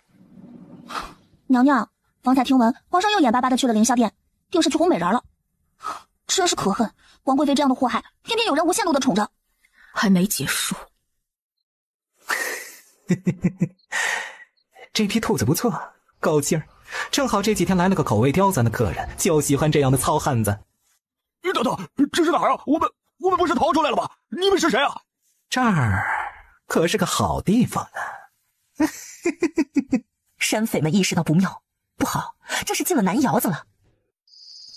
永和宫，凤九岩拆开信鸽腿上的竹筒，拿出里面的密信。鼠已入笼，鼠指的是那些山匪。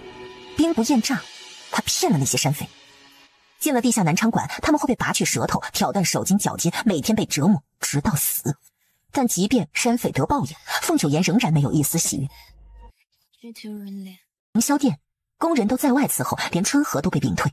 殿内只有皇上和贵妃2人，但整宿都快过去了，也没听到里面叫水。外殿和内殿中间是一道章子门，凌燕儿跪在章子门外，苍白的脸上露出些微痛苦之色。天快亮时，章子门开了，身着玄色锦袍的帝王威严冷傲，一个眼神过去就叫人不寒而栗。凌燕儿适时往前一倒，抱住皇帝的腿。皇上，臣妾知错了，臣妾一时糊涂，竟做出这样的糊涂事。但臣妾也是看您不愿弃冯家女，想为您解忧，让人去吓唬一下她。皇上，您若是不肯原谅臣妾，臣妾便继续跪着。只是莫要气坏了您的身子。再有下次，你便是跪断腿也不用。皇上这是原谅臣妾了吗？萧玉依旧没回应他，径直越过他走了。萧玉脖子上隐隐露出一点银线。来人！春和快步进来。娘娘，你有事吩咐？皇上瞧着那么清冷禁欲的一个人，怎会将娘娘折腾得这样厉害？赵钱的家人都给本宫杀了！可是娘娘，赵钱并未背叛您，赵钱办事不力，险些牵连了娘娘，是该付出代价。你是不是觉得本宫心狠？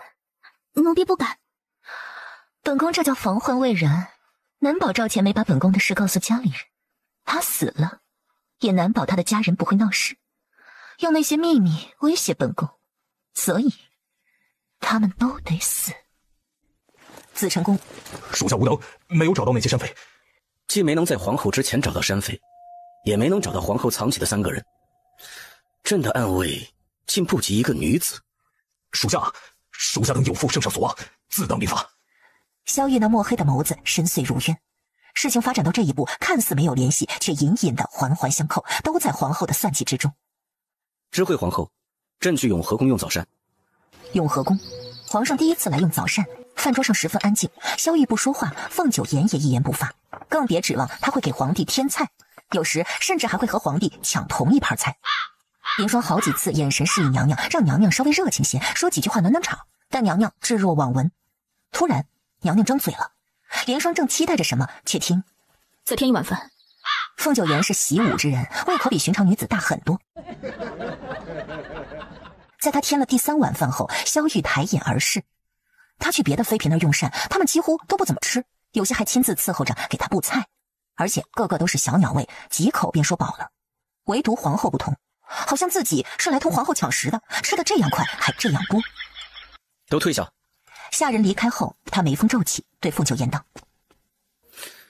你放下碗筷，朕有事问你。”您问。山匪和那些罪证，你是何时找到的？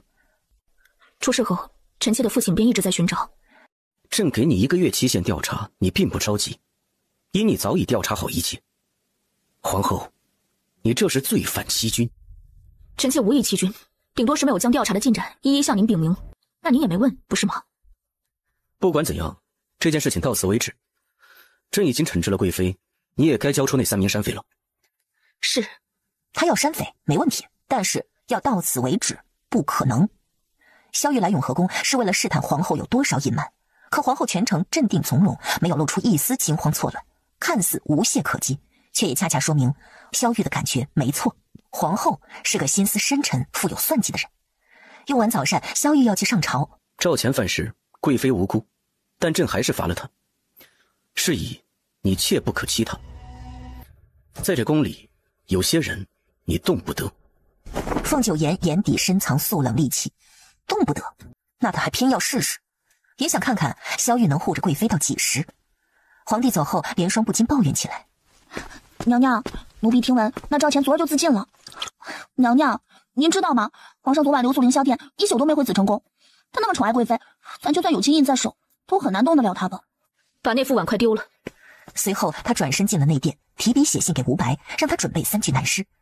反正皇帝没见过那些山匪，他不舍得真杀了那些山匪，现在杀了他们是帮他们解脱。放话出去，本宫要办一场宫中马球赛。娘娘，瑞王说过，皇上喜欢会马术的女子，您办马球赛是想帮其他娘娘争宠吧？皇上喜欢的是会马术的容妃，并非随便什么人都行。愿者上钩。凌霄殿，听闻皇上今早去皇后宫中用的早膳，贵妃忧心气愤。该死的贱人，不晓得用了什么法子，逼得皇上惩罚本宫，如今还敢勾引皇上。御书房，臣妾参见皇上。朕国务繁忙，有何事直说。御马场只有2人参加训练，他也听说了，想必皇后管不了那些妃嫔，要他下令。贵妃的头几药也快用完了，臣妾送了瓶过来。皇后上次说只剩下最后1瓶了。臣妾写信给父亲，让他多加留意那位游医的行踪。巧得很，几天前那位游医又来了皇城。萧玉怀疑凤九言在撒谎，但没证据。的确很巧，为何不直接送去凌霄殿？山匪一事，臣妾与贵妃有局域，臣妾送的，只怕贵妃不敢用。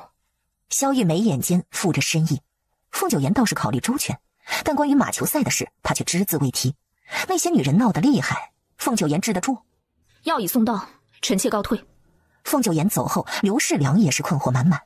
皇后娘娘好生奇怪，居然真的只是来送药。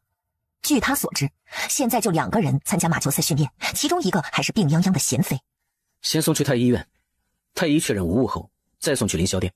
永和宫，娘娘，奴婢真想把那药撒了，也不愿意给贵妃，这下她只怕更得意了。那药里我掺了1味药材。娘娘，您是想这么毒死贵妃吗？直接下毒，我岂能逃得了干系？能让她痛不欲生。太医查不出来吗？上次就验证过了。上次，莲霜突然想到什么。御书房，皇上，这是那刺客送来的字条。这字条是约萧玉今晚见面解毒。消失了这么久，那女人竟然又出现了，夜幕四合。贤妃和家嫔练了1天的骑马，便就早早的睡了。而此时，其他妃嫔还聚在一起嗑瓜子儿、听乐子。皇后娘娘懿旨到。皇后娘娘差太医给各位娘娘诊治，有病治病。至于故意称病不去御马场的，罚抄宫规50遍，杖责5下。宁妃那边是因为提前打过招呼，有太后的庇护，所以没事。那贵妃呢？听说贵妃娘娘今日也没去御马场，皇后怎么不敢罚她呀？估摸着这个时候懿旨已经到凌霄殿了。什么？皇后真敢罚贵妃啊？众人都是一脸不信。长信宫迟了1刻钟，有些事耽搁了，请您宽衣。暴君这次很配合，没有跟他动手，但他还是小心为上。无需这般警觉，朕说过不伤你。您最好君子一诺，毕竟现在只有我能救您。下完最后1根针，凤九言抬眼看着他。上回过后，您这毒加重了，每隔一段时间施针不够，明日起劳烦您每晚来此施针。另外，进房事。说完，凤九言瞥了眼他腹部以下。眼睛不想要了吗？有件事一直想问您。天水之毒，除了千羽飞针，无药可解，但您体内的毒性却能一直被抑制着，是用了什么法子？闻言，萧玉脸色骤沉，眼底也升起一股子杀气。暴君阴晴不定，换做寻常人看他脸色，根本不敢再多问。凤九言却毫不惧怕。我要帮您施针解毒，就需要了解有关您这毒的一切。若您用的法子会耽误我施针，那耗费再多时间也是无用。若你每晚都来，朕便无需用其他法子。听他这意思，还是不愿透露。皇上，凌霄殿的婢女去紫成宫传话，贵妃。侍卫还没说完，进房事。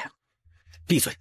这种话说1次就够了。他的记忆还没衰退至此，外面的侍卫还以为这声闭嘴是冲着自己来的，立马噤声。您若想尽快解了这毒，就最好听我的，否则元阳一泄，前功尽弃。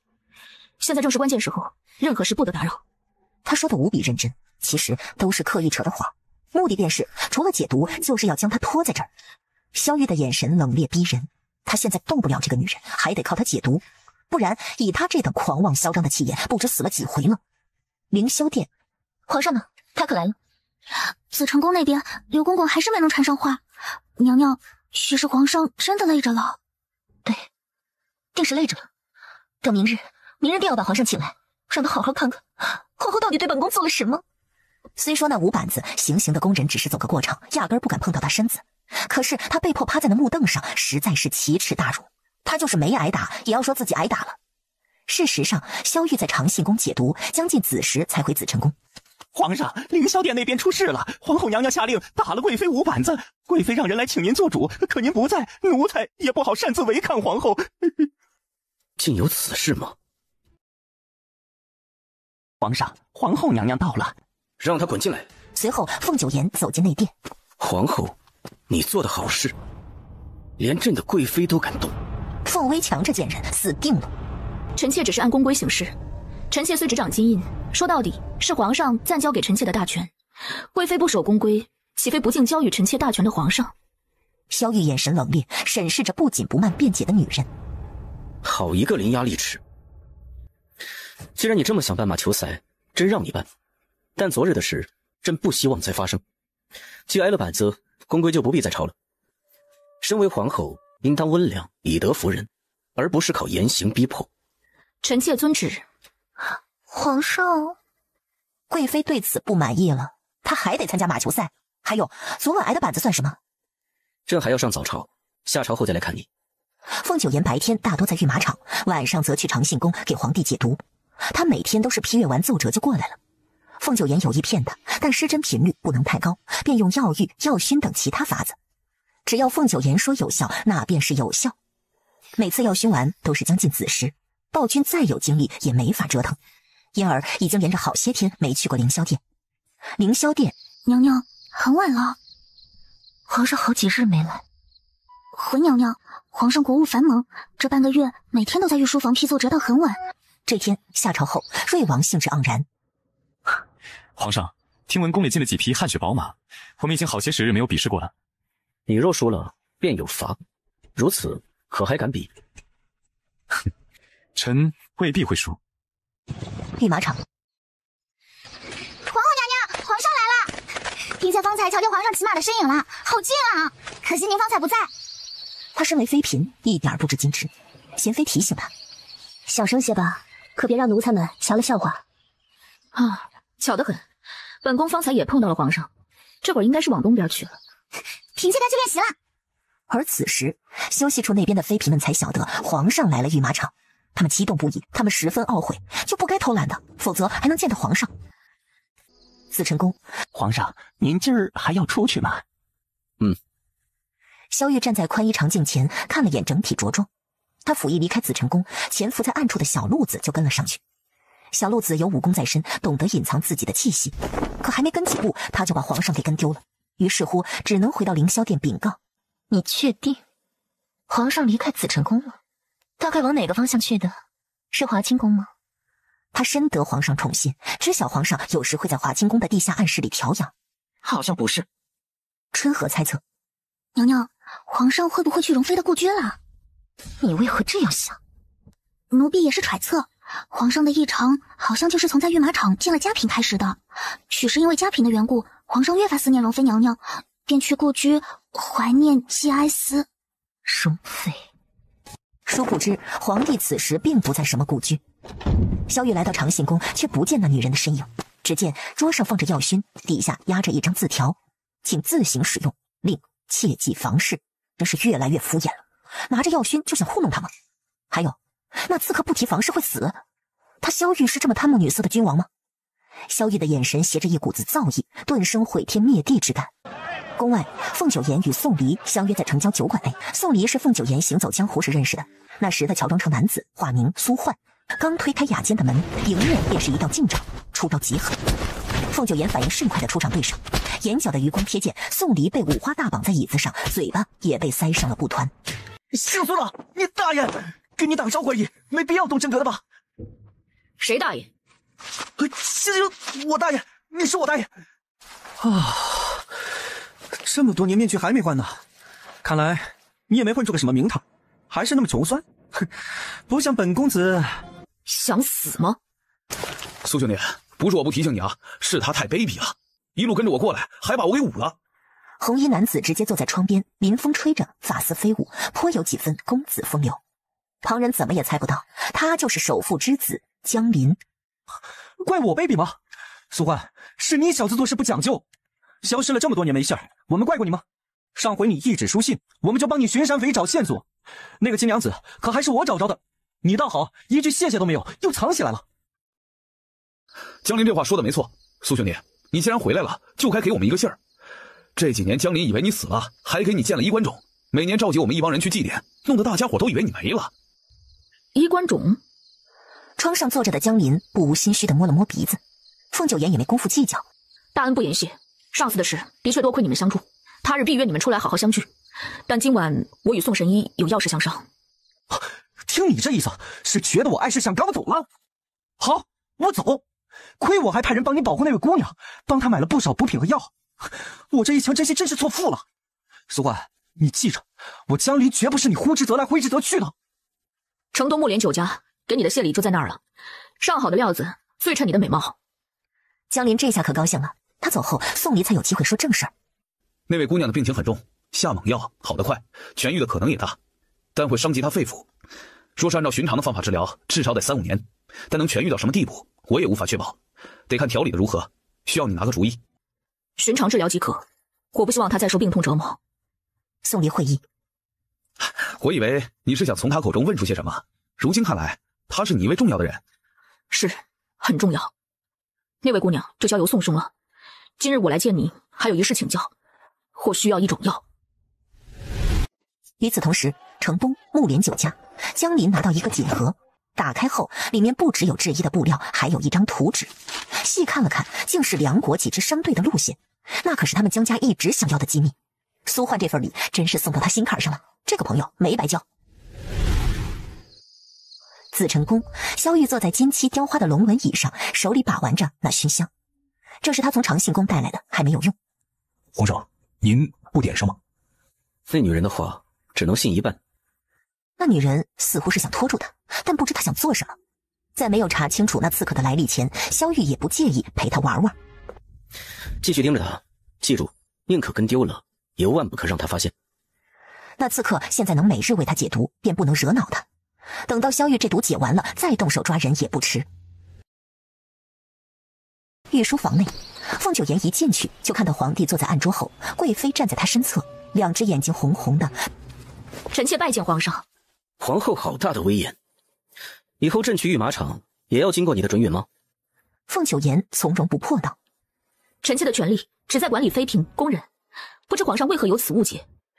贵妃开口：皇后娘娘，臣妾今日去御马场，那管事的说您有令，我们想去御马场都得经过您同意，难道是管事的撒谎吗？不让妃嫔随意进出御马场，的确是臣妾的意思。解释。马球赛临近，每队需要4人，一共8人，另各有1名替补，算下来一共需要10人。然参加训练的共有19人，将近一半要在赛前被淘汰。最近他们个个都很积极，殷勤练习，想要入选。积极练习，这不是很好吗？凤九言没有理会贵妃，继续道：但过了头便会暗自较量，生怕别人超了自己，就会私下练习。他们若是精通马术也就罢了，偏偏是一群初学者，极容易发生意外，造成自身伤害。如此对他们，对臣妾这个主办者皆是不利。是以为了便于管理，为了他们的安全，也为了防止恶意征就，臣妾固定了练习时辰，并且臣妾在时才容许他们入内。这是臣妾身为中宫应当考虑的，想必皇上也不愿看到妃嫔们私下不当训练，造成伤亡。哪有你说的这么严重？皇上，臣妾只是想骑给您一个人看。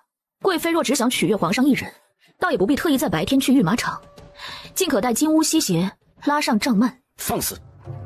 萧玉脸色骤沉，皇后一个女子怎能说出这等污言秽语来？皇后娘娘竟如此折辱臣妾。若是非要在白天用御马场练习骑马也行，但得等马球赛结束，毕竟最近用马和场地都很紧张，贵妃不会骑马，还得要几人跟着保护，也是不便。我会骑马，用不着皇后费心。皇上，您是知道臣妾会马术的。贵妃的马术远超那些人之上，皇后你多虑了。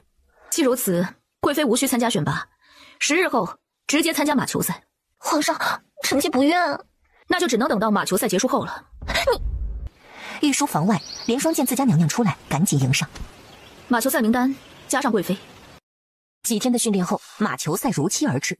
看台上，皇帝坐在中间，太后坐在他右侧。宫中第一次举办马球赛，皇后娘娘着实费心。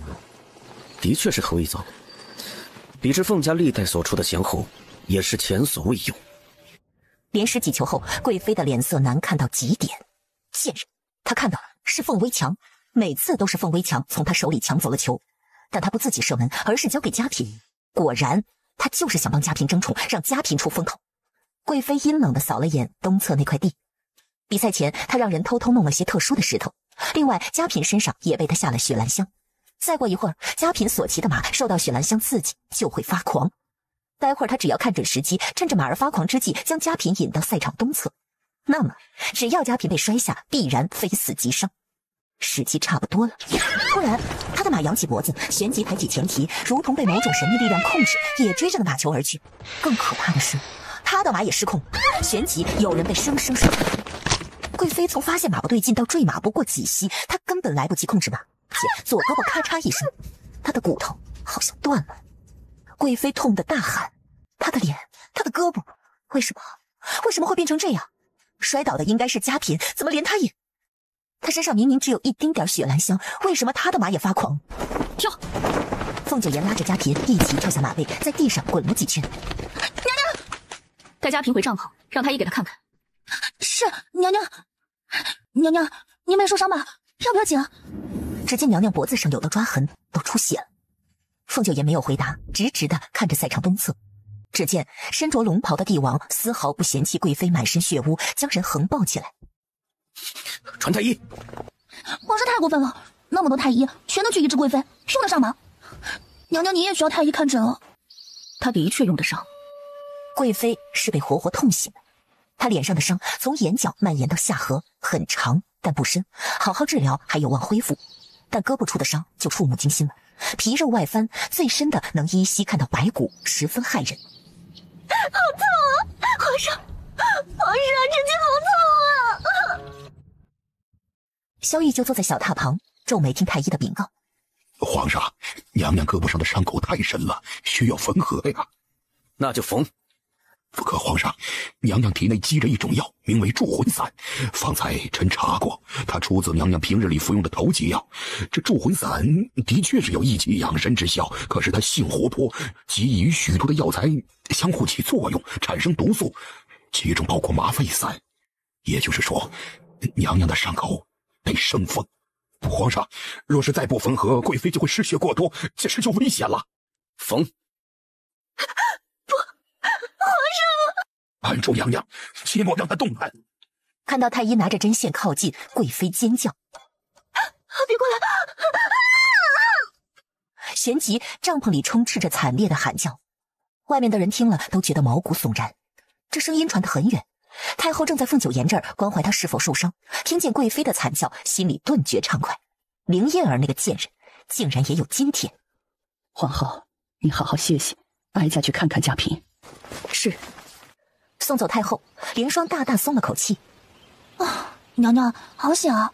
您去救嘉嫔的时候，奴婢可担心了。娘娘，那马球，您将它用药汁浸泡过，不用处理吗？不必。那药他既然敢下，就不怕被人发现。娘娘，要是被其他马儿闻到怎么办啊？那些马不会，贵妃的马被下了药才会对它有反应，而药效一过，即便是贵妃的马也不会受那马球影响。你若做的太多，反而会招致怀疑。何况他们要查也是去查雪兰香。难怪娘娘没告诉嘉嫔真相，依旧让她穿着沾了雪兰香的藤甲，即便出了事，也可以说是贵妃和嘉嫔较量多，离得近了，那马才会连带着一起发狂。只要皇上去查雪兰香，就不关我们的事了。怎么就这么巧？嘉嫔的马发狂时，贵妃的马也被那马球给勾得发狂啊！这也太巧了吧！我临时加重药量了。趁着所有人的注意力都在马球上，凤九妍瞬间将药丸弹入贵妃的马口中。娘娘，贵妃怎么喊得这样大声啊？上药接骨也会这么痛吗？我的药不是白白送给她用，他既用了，就得承受该有的后果。皇后娘娘，皇上召您过去问话。跪下！主子跪了，连双也赶紧跟着跪。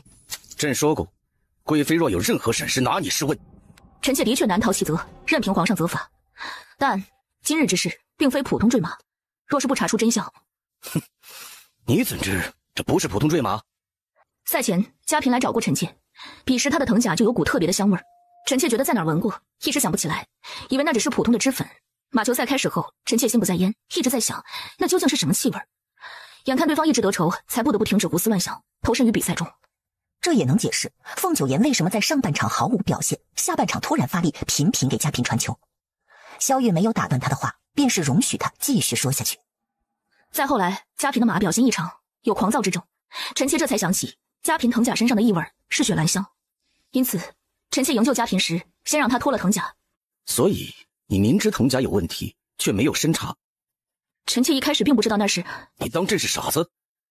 萧玉那身影突然笼罩在凤九妍前方，萧玉有力的长指捏住他的下巴，用力一抬，凤九妍被迫仰起头来，四目相对。萧玉十分厌恶他的眼睛，他们平静得如同死水，毫无感情，尤其是没有害怕。萧玉冰凉彻骨的手移到凤九妍肩膀，随即握住她，眼底闪烁着腐蚀的暴力的冷光。凤九妍的肩膀生生脱臼，娘娘！连双吓得脱口而出。萧玉冷睨了连双一眼，拖出去。随后连双就被捂上嘴巴拖走，帐篷里只剩下他们二人。肩膀脱臼的痛对于凤九妍而言不算什么，但她得装出一副疼痛模样，蹙眉咬唇，嘴唇微微发白。卸了他的胳膊，他居然还能忍着不求饶。再不说实话，朕便打断你的胳膊，毁了你这张脸。臣妾想查出是谁要对嘉嫔下手。臣妾先前的确有所隐瞒，发现嘉嫔的藤甲有问题后，臣妾有意不声张，便是为了引蛇出洞。上半场比赛，臣妾无心马球，一直在观察着场内外的人。嘉嫔的马失控，臣妾早有预料，才能及时救下她。但贵妃坠马，在臣妾意料之外。凤九妍这番解释听不出有何漏洞，萧玉也更加相信凤九妍为了查出凶手，不惜用嘉嫔冒险，这才符合他的卑劣心机。正如当初他用头级药胁迫自己雨露均沾。不过萧玉也并非什么良善之辈，审问凤九妍也只为听他说实话。见凤九妍脸色越发苍白，萧玉当即对着外面吩咐：传太医。很快隔壁过来一名太医，帮凤九妍监肘复位。凤九妍颔首低眸，眼底掠过一道暗芒。如他所料，暴君生性多疑，比起轻易得到的交代，受过折磨吐露的更加显得真切。皇上，这藤甲确实是有雪兰香啊，去将贵妃的藤甲取来。太医看过后回禀：皇上，贵妃的藤甲上也有少许的雪兰香啊。雪兰香的事，朕会让人去查。但皇后，那头级药里的驻魂散，你要如何解释？驻魂散，那是什么？要是那游医所给，臣妾并不知晓里面有什么。萧玉冷冷地望着他，要看他有没有说谎。这时隔壁又惨叫了：皇上，臣妾好痛，臣妾不缝了，臣妾受不住了。萧玉眉头深锁，再看凤九妍，很难不怀疑他从一开始献药就是为了今日。但这有可能吗？凤九妍绕了一大圈，只是为了让贵妃体会生逢皮肉的痛。凤九妍看准时机，主动提出：若是那药有问题，臣妾这边写信给父亲，让他全力捉拿那游医。臣妾还有疑惑，如果只是寻常坠马，身上不会有那样的伤口，贵妃的伤更像是锐物所致。萧玉早就想到这一场，已经让他的心腹御前侍卫陈吉封锁马球场，好好检查场地，尤其是贵妃坠马的地方。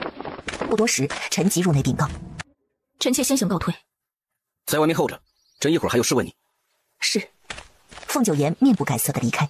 启禀皇上，马球场东侧那块草地散落的碎石，那些碎石乍一看很普通，实则磨得尖锐如刀刺，并且有些碎石被排布的就像是一把插在地里的锯齿。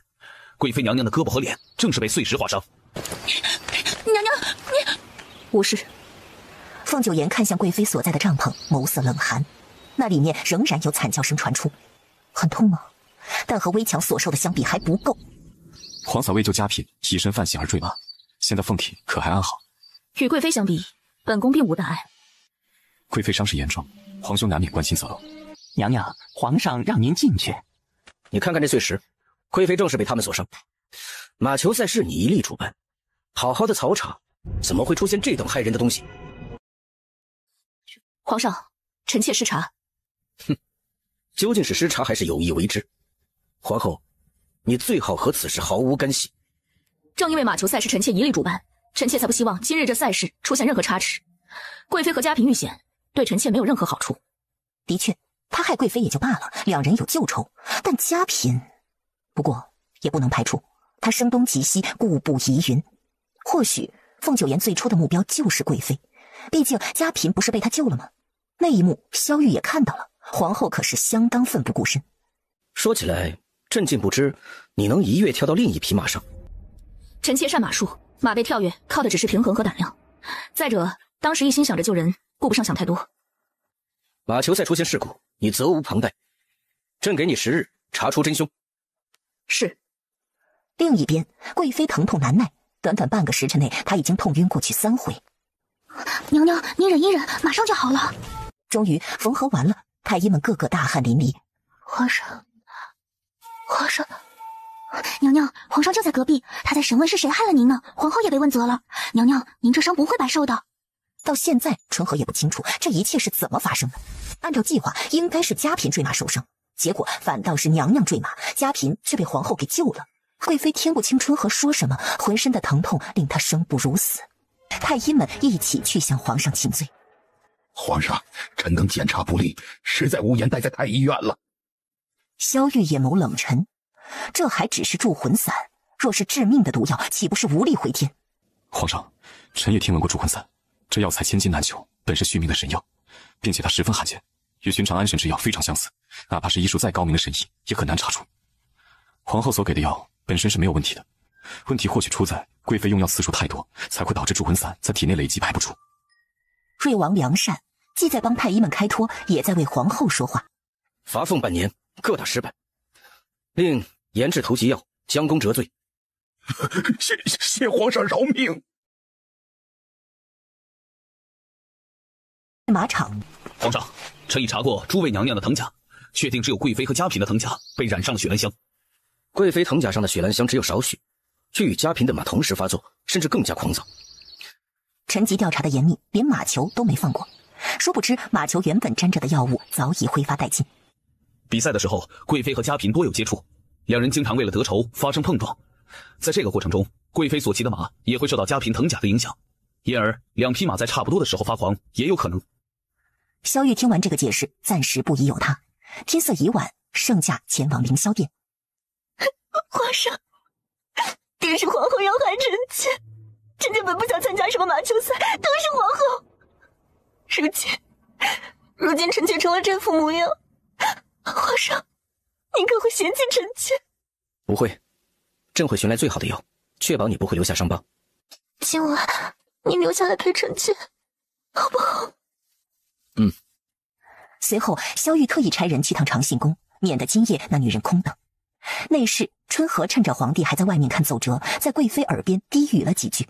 另一边，小路子奉命躲在长信宫外，字条上写着：“今夜有事，不必等。”翌日一早，盛驾离开凌霄殿后，小路子将此事禀告给贵妃。难道之前皇上每晚去的就是长信宫？是谁在等皇上？男人还是女人？他们每晚都在做什么？头，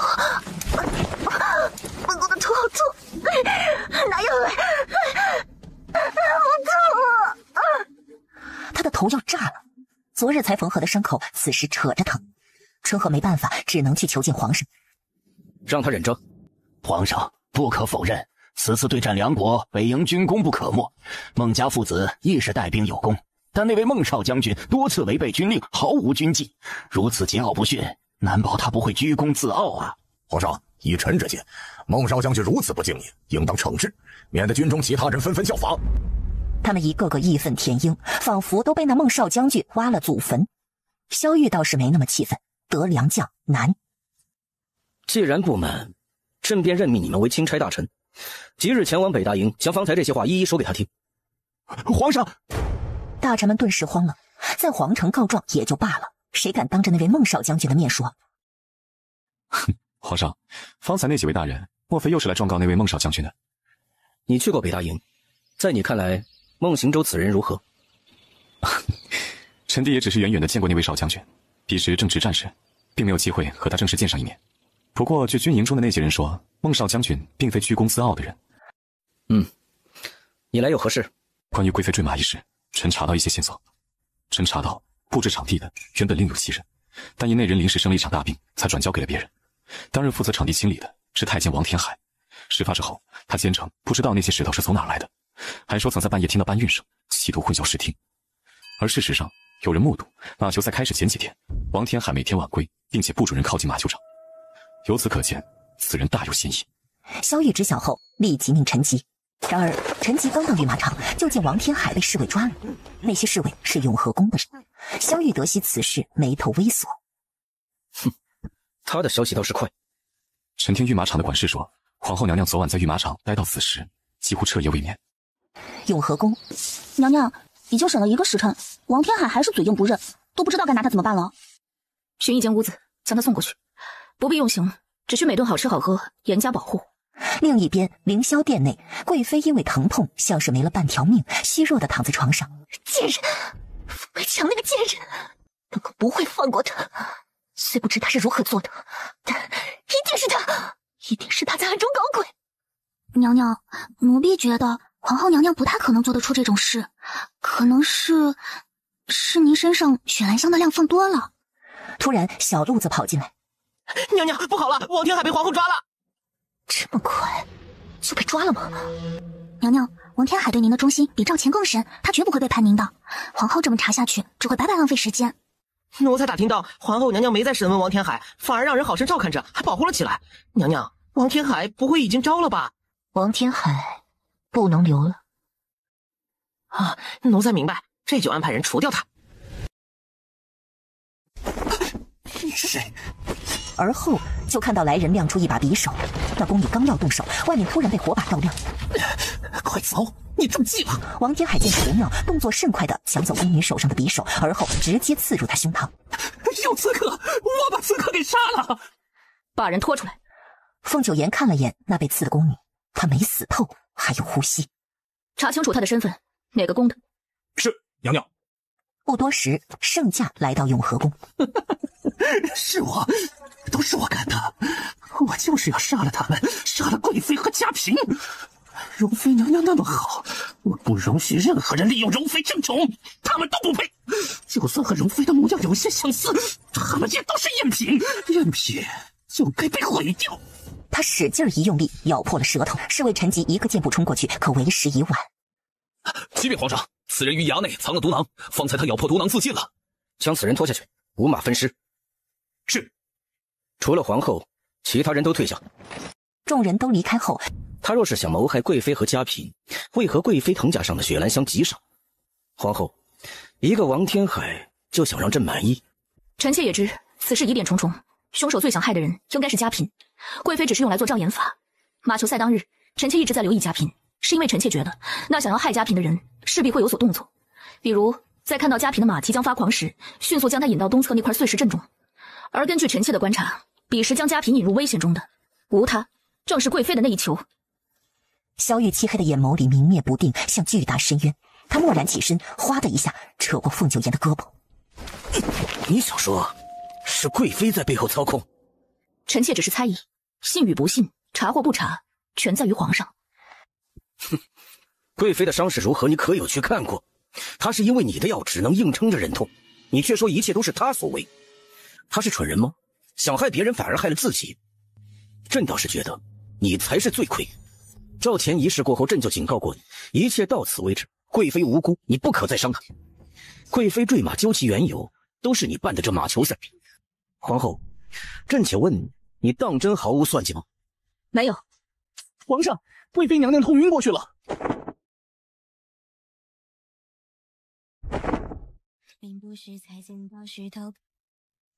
凌霄殿，皇上，臣妾好痛。他听说王天海已经死了，可皇上还待在永和宫，担心凤微强又要挑拨，便让人去请皇上过来。你可认得王天海？贵妃面露困惑，表现得单纯无辜。王天海是谁啊？皇后已经查出害你的凶手，正是御马场的工人，名叫王天海。查到了吗？皇上，您一定要严惩王天海，臣妾被他害得好苦啊！皇上，朕已将他五马分尸。燕儿，你最好没有欺骗朕。臣妾不敢。皇上，臣妾好疼啊！你今晚留下陪陪臣妾好吗？今夜有药物要处理，你好生将养。贵妃眼中有失落。皇帝走后，贵妃脸色一冷，将小路子喊进来。稍后你去长信宫，小心藏着。本宫要知道，究竟是什么人，勾得皇上总往那儿跑。长信宫亥时已过，萧玉等了2刻钟。你又迟了。马球赛已过，凤九妍并不想再见到他，但怕他起疑，只能继续把戏唱完。而且今天确实是该施针逼毒的日子。宽衣。放眼整个皇宫，也就他能命皇帝宽衣解带。他敏锐地察觉到这女人的情绪有些低，许是因为他昨晚没有如约前来，但他不是给那女人留了字条吗？昨晚，萧玉甫一开口，脖颈处突然落下一针，有些刺痛，生生打断他要说的话。少说话，调息。不知是不是萧玉的错觉，今晚这女人下针比平时痛。后宫那些妃嫔已经让他头疼得很，光是皇后和贵妃的事就令他心烦。本以为来长信宫能够清静清静，这女人竟然也如此莫名其妙。萧玉若是再瞧不出他心情不爽利，拿他撒气，那他就太迟钝了。越到后期越容易感到疼痛，这是正常现象，没别的法子，您忍忍。你故意这般下针，当朕没有感觉？朕昨晚有要事，并非故意不听医嘱。说到这儿，萧玉忽然意识到，这是在特意跟他解释。这女人是自己的谁呀？他至于在意她想什么吗？总之，朕是皇帝，前朝后宫都有许多事。凤九妍眼神漠然。身体是您自个儿的，您来或不来，对我都没什么损失。但是您派人跟踪监视长信宫，便与我有关了。萧玉脸色阴沉，废物东西，不是让他们藏好了，别被这女人发觉吗？他心存狡辩。这没有。人已被打晕，丢在草丛。他知道那太监不是皇帝的人，而是凌霄殿贵妃的人。揭穿此事是要萧玉自个儿去解决。扎完最后一根针，凤九妍就走了。萧玉整理好衣袍，命陈吉：草丛里那个拖出来。人被拖到皇帝面前，皇帝一眼认出这是贵妃宫里的。奴才参见皇上。小路子的身体直发抖，要是让皇上知道他是被贵妃派来监视长信宫的，那就糟了。可是既然他被打晕，必然已经被皇上给发现了。废他一条胳膊。是。陈吉下手又快又狠，只听得一声凄厉的惨叫，地上就多了条断臂。凌霄殿，皇上，臣妾方才还在想您。你的人，朕给你送回来了。臣妾的人。旋即，他便听到外殿春和发出一声尖叫。这些年，朕独宠你，护你周全，但是，爱妃，你是否有些太不知分寸了？看来是小路子被发现了。皇上，臣妾错了，臣妾只是太害怕了。您之前1个多月没来过臣妾宫中，臣妾也只是偶尔胡思乱想。可这次臣妾受伤，您也只是陪了臣妾1晚就去长信宫。臣妾单怕是因为臣妾脸上的伤，您不喜欢臣妾，不想见到臣妾，臣妾才让人打探。求皇上看在臣妾对您一片真心，为了您可以连命都不要的份上，您饶了臣妾这回吧。听到最后那句话，萧玉眸中的寒意褪去了些许。他转过身去。朕说过，饶是后宫嫔妃再多，朕也只会宠爱你一个。你脸上的伤只是暂时的，用了药，不出3个月便能恢复如初。但你若是再敢让人跟踪朕，臣妾不会了。既如此，以后就好好养伤。他对贵妃总是要格外纵容一些的，毕竟贵妃对他来说尤为重要。是以，哪怕明知在坠马一事上贵妃有嫌疑，他也不深查。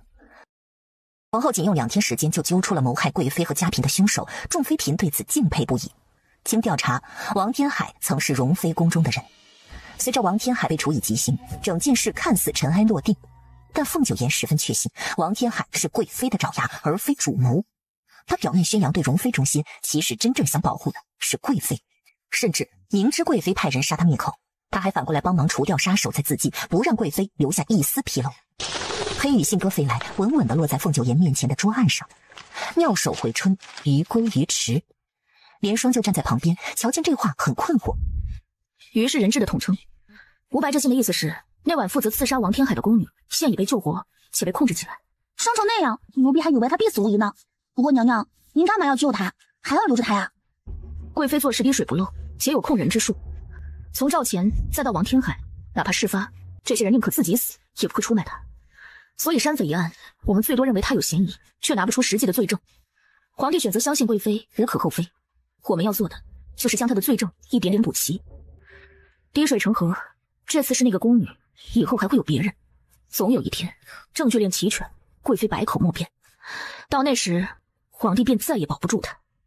这比直接杀了他需要多耗费一些时日，但若是就让贵妃轻易死了，一来不能解心头之恨，二来真相不明，危强何等冤屈。他要毁掉贵妃拥有的真实的一切，还要让世人都知道贵妃的罪行。与此同时，凌霄殿内，凤夫人坐在暖阁里，门窗紧闭，殿内焚着香，熏得她双眼很难睁开，呼吸也有些受阻。她今日请旨入宫看望女儿，一入后宫就有位公公殷勤上前询问，她以为是九颜派来的。那熏香的气味散不开，犹如火场里的烟雾，令人喘不过气。暖阁里点了好几个香炉，还都是那种最劣质的香料，门窗又都关着，连身体康健的壮汉都受不住。娘娘，那凤夫人给您撒气是再合适不过的，可她到底是皇后的母亲，若是万一……本宫好心给她熏香提神，难不成是在害她？皇后知道了也该感激本宫。忽然莲霜跑进来，娘娘，不好了！今日夫人入宫，奴婢让人去接应，可迟迟等不到人。打听了一圈才知道，夫人不知怎的，竟去了凌霄殿。凤九颜的眼底顿时一冷。参见贵妃娘娘，娘娘是一位公公带着臣妇来此，臣妇原本是要去永和宫。可说着说着，他后背一凉，猛然意识到根本不是误会，是这贵妃故意为之。若是本宫没记错，你除了一个女儿，还有个儿子。望女成凤，望子成龙。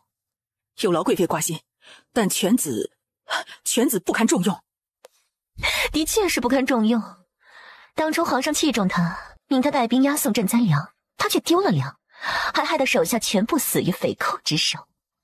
出事后，夫人好像还求过本宫，对吗？是，那次多亏娘娘于圣前美言，犬子才保住了一条命。但凤家没白白成这个情，名下值钱的铺子、田产，连同她的嫁妆，全都给了贵妃。告诉你的女儿，不是她的，别妄想。娘娘，皇后娘娘带着侍卫闯进来了。皇后恕罪，贵妃娘娘有令，正在接待贵客，任何人不得。不想死就给我滚开！是皇后娘娘来了吗？请恕臣妾伤重，无法亲迎。参见皇后娘娘。莲霜，先送夫人去永和宫。是，娘娘。皇后为何如此紧张？是害怕本宫对凤夫人做什么吧？凤九颜一步一步直逼着贵妃而去，那样凌厉的气势，贵妃不自觉地屏住呼吸。皇上怪本宫没来探望，今日本宫便来好好看看。话落，他一把扯下贵妃脸上的面纱。凤围墙，你不怕本宫毁了你哥哥的前程吗？后宫不得干政，怎么，贵妃皮痒了？以色侍人难长久，你没有强大的母家，如今容貌有损，皇上对你的宠爱可还能似曾经？以本宫看，皇上对你应是多了些怜悯，可这份怜悯又能持续多久？你若够聪明，就应该利用皇上对你仅存的那点情谊，为自己谋个后路，而不是四处树敌。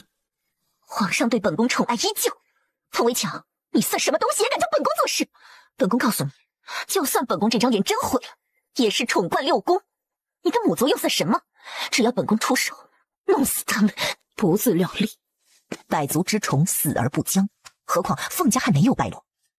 启禀娘娘，夫人吸入太多熏香，以至于鼻喉不适。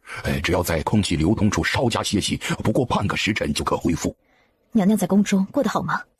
凤九颜回避话题，直言：往后您再入宫，认准永和宫的令牌，凌霄殿不敢强行入人。好，你是不是对贵妃下手了？凤九颜眼神坚定，她默认了。早知你一意孤行，我就不该告诉你真相。你到底想如何？你你妹妹她已经没了，就让她安心去吧。闹大了，对你对凤家都没有好处。娘娘，您如今贵为中宫，有些事儿还是忘了吧。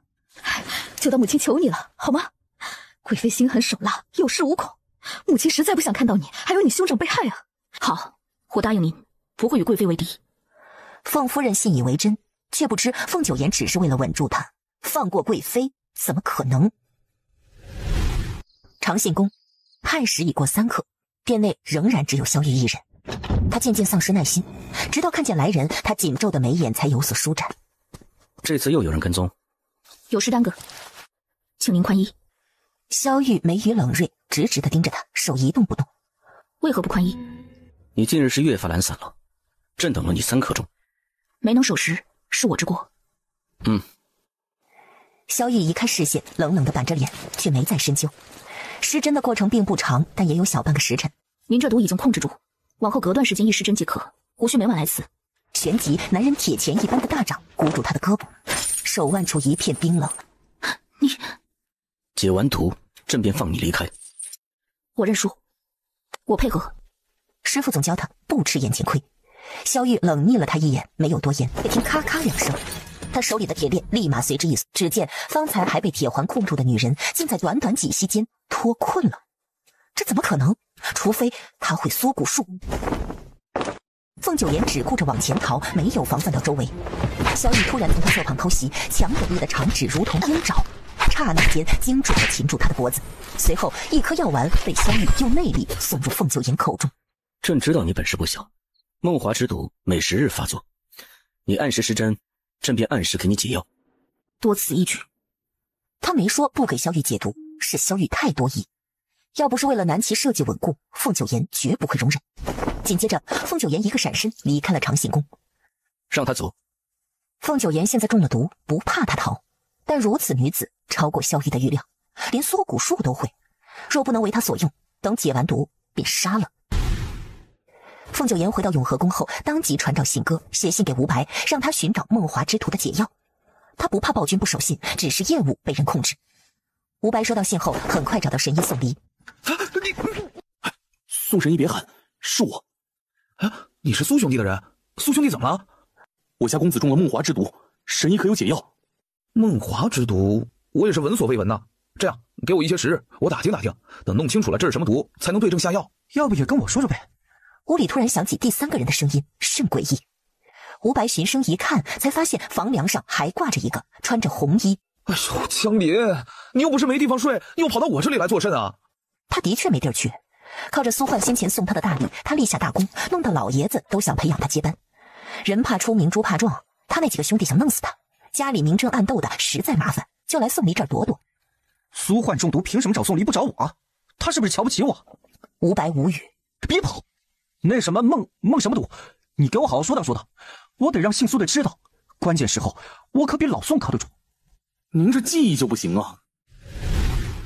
永和宫，娘娘，太皇太后回宫了，他派人传话，让你马上过去。凤九言眉头微锁，如此着急，倒有几分来者不善的意味。太皇太后已经回宫，皇后也已经被请过去了。哼，如此好戏，可惜本宫没法亲眼瞧瞧。凤微强，你以为主动挑破被山匪掳劫，避重就轻的引来失真事实，本宫就拿你没办法？太皇太后可不是那么好糊弄的，验了身，看你如何冤。万寿宫，臣妾参见太皇太后。皇后，你可知哀家为何召你来？太皇太后没让凤九言免礼平身，更加没有赐座，这便是下马威。臣妾不知。哀家听闻你已非完璧之身，你给哀家从实招来，若有一句隐瞒，哀家必要你的命。臣妾清白之身，皇上最清楚不过。太皇太后看向身边人，那嬷嬷立马会意，让人去给皇上传话。不多时，圣驾来到万圣宫。皇帝，哀家在玉阳山清修，本不愿插手宫中事务，但有些事儿传到哀家耳中，叫哀家气愤难当。皇家的儿媳竟然名声有损，这成何体统？宫中的确有过流言。出了这么大的事儿，你们一个个的竟然都瞒着哀家。方才哀家问他，他还有脸说皇帝你最清楚，他是清白的。皇祖母息怒，皇后所言非虚，朕确定皇后是清白之身。哀家查过你的起居注，你与皇后根本就没有圆房。谣言初起，朕也如皇祖母这般疑心皇后，是以朕命人给皇后验过身。太皇太后心有愕然，竟然验过身。若皇后真是清白的，那么如此屈辱都能咽下，非同常人。不过太皇太后依旧不放心，召了那2名验身的老嬷嬷来问话。确定无误后，太皇太后的脸色才没那么难看。皇帝，后宫本就无私，你与皇后至今未圆房，实在不像话。哀家不能白白回宫一趟，你们索性今日就把未尽的礼给尽了。这话一出，凤九妍和萧玉的脸色都变了。什么？让皇上和那贱人圆房？春和，给本宫更衣，本宫要去见皇上。娘娘，一会儿皇上是不会动的，他往榻上一躺，您就得主动些。说话间，周嬷嬷也在察言观色。寻常女子光是一听到这些就会面红耳赤，露出女儿羞态。这皇后娘娘倒是奇怪，面无表情的，说句大不敬的，就像根木头。既然接受替嫁的安排，她该做好侍寝的打算。但真到了眼前，她还是过不了心里那关。要和一个毫无感情的男人做那等亲密之事，这跟把自己侮辱了有何分别？更别说她心中早已有人。连双一人伺候即可。哈，皇后娘娘，您初次承宠，不懂这宫里头的规矩。这侍寝前的沐浴和平时沐浴可不同，工序细究着呢，一个人哪里忙得过来？娘娘可别让皇上久等。太皇太后派你来，是为了确保本宫和皇上顺利圆房。本宫若是不痛快，你且看看，这个房，本宫是圆还是不圆？老奴这就先行退下了。另一边，永和宫主殿内，刘世良偷偷望向那还在看书的皇上，心里着急。皇上，皇后在偏殿，这时候估计快沐浴完了。您闭嘴！皇上，贵妃娘娘求见。让她回凌霄殿养伤。贵妃被拦在永和宫外，日头迎着她的脸照，她脸色灰白，宛若遭受沉痛打击。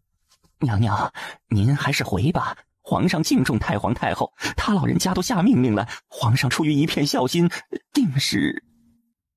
不，本宫一定要见到皇上。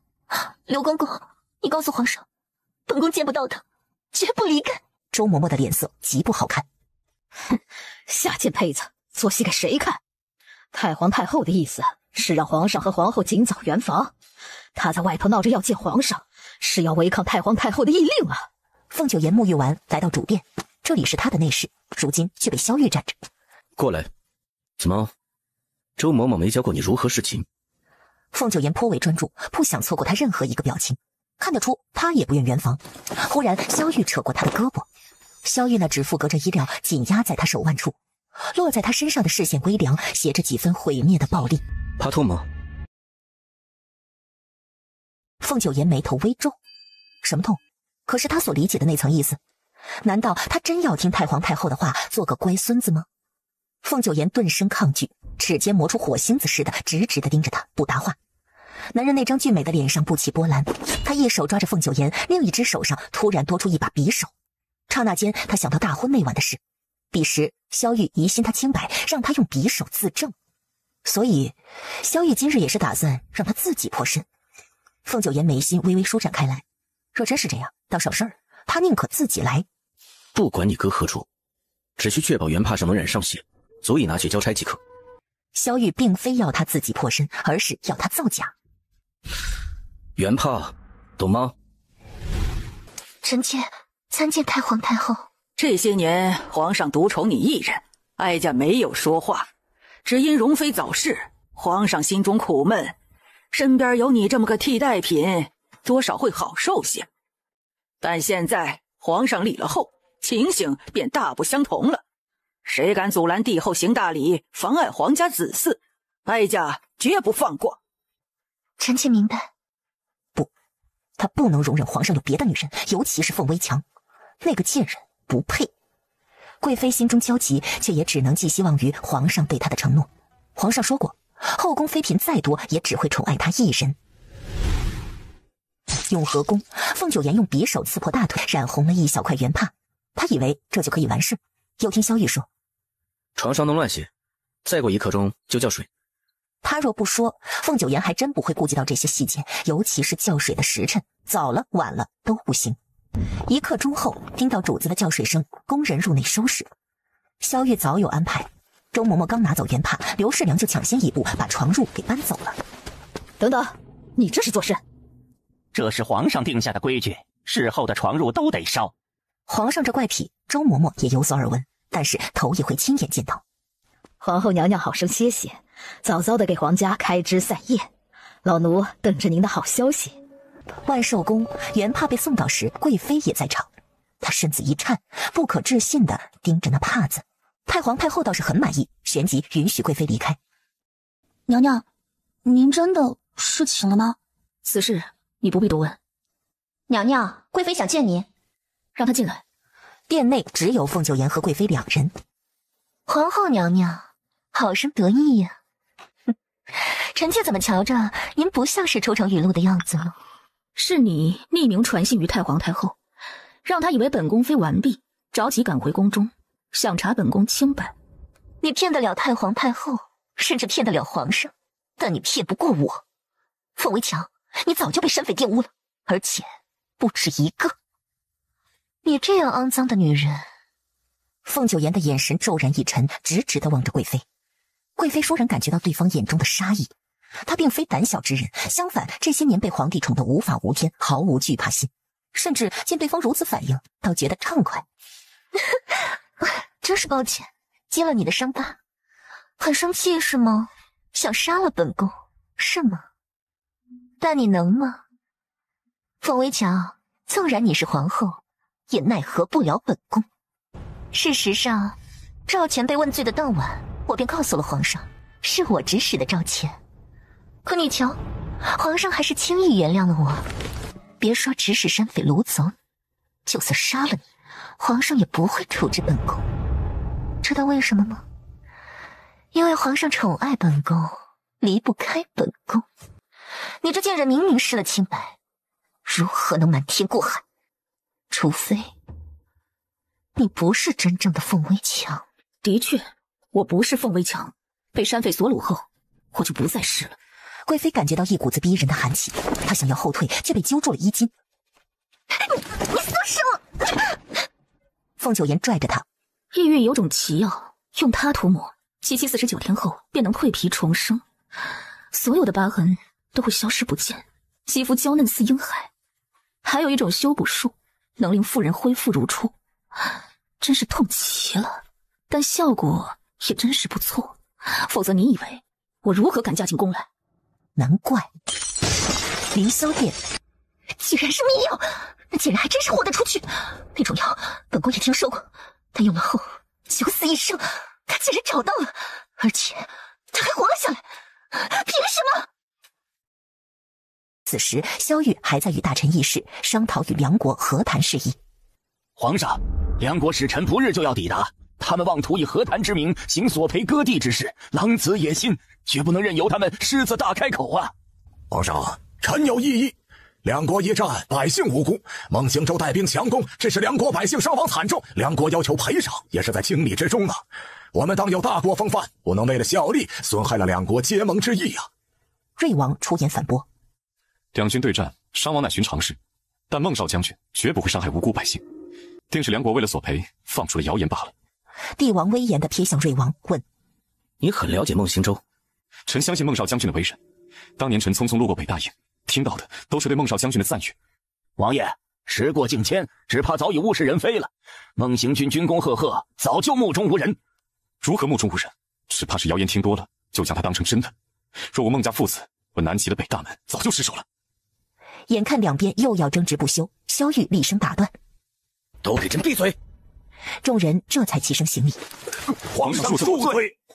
议完事，萧玉单独留下瑞王，言辞训斥：你素来冷静自持，孟行舟给你灌了什么迷魂药，让你这般维护？臣有错，但是臣不愿见到忠臣两将受诬陷，还请皇上明察，莫要寒了边关将士的心。御马场来了几匹马，你挑一匹，与朕的赏赐一同送去北大营。一听让自己给孟行舟挑赏赐的御马，瑞王这才如释重负。夜幕四合，萧玉摆驾凌霄殿。皇上，您和皇后是真的吗？你依旧是朕的宠妃。那您没有碰皇后吗？贵妃执着地追问。萧玉刚要开口，殿外有人喊：皇上，皇后娘娘晕倒了。凤九言中了梦华之毒，等待宫外无白消息的同时，他也想尝试着自己滴毒，一个不慎，莫名其妙就昏厥了。而后便像是回到过去，又像是陷入梦魇，见到了那个许久不曾来过他梦里的人。他们说了好多话。凤九言醒来时也不知自己晕了多久，只觉得殿内一片死寂，呼吸都不是那么顺畅。林霜在床边伺候着，脸色惨白如纸，手还在抖。娘娘，你醒了。凤九言直觉不对劲，起身后再也。萧玉也在，他坐在不远处的小榻上，脸色冷沉，如同那万年不化的寒冰，此时正悠悠地盯着他。凤九言心神微滞，难道被他知道自己中了梦华之毒？皇后，你很好。留下这句意味不明的话，他便拂袖而去。发生何事？娘娘，您晕倒后，奴婢就去请太医，不知怎的，皇上也来了。然后皇上刚进床榻，您就抓住了他的手，说了好多奇怪的话。太医查出我是为何晕倒的吗？没有，太医说您气血有亏，加上这些日子睡眠不佳，疲乏了。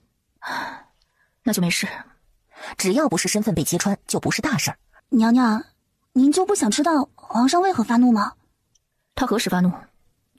就您抓着他的手说那些话的时候，您唤他郎君，让他留下给您暖床。还有好些话，连霜都难以启齿，脸一会儿红一会儿白。凤九言只觉得奇怪，他怎会对萧玉说这种话？定是梦华之毒乱窜，意识混乱，将他认错了。紫晨宫，萧玉洗了好几遍手，还是觉得不够。一想到皇后拉着他喊郎君，还说了那么些不入流的荤话，便心烦意乱，烦躁得很。这便是后宫的女人，一个个都是这般，为了争宠不择手段。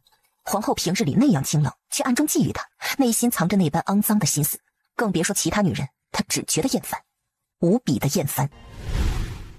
翌日一早，瑞王打算去挑马，但是太皇太后回宫，他理当去拜见。恰好凤九言也要去请陈礼，两人就这么遇上了。恭喜皇嫂昨日得偿所愿，此后宫中再无人会疑心您的清白，这必定也是皇兄所期望的。他这个人向来是面冷心热，若是皇兄不愿，哪怕是太皇太后也逼不了他。想必在皇兄心中已经认可您这个皇后了。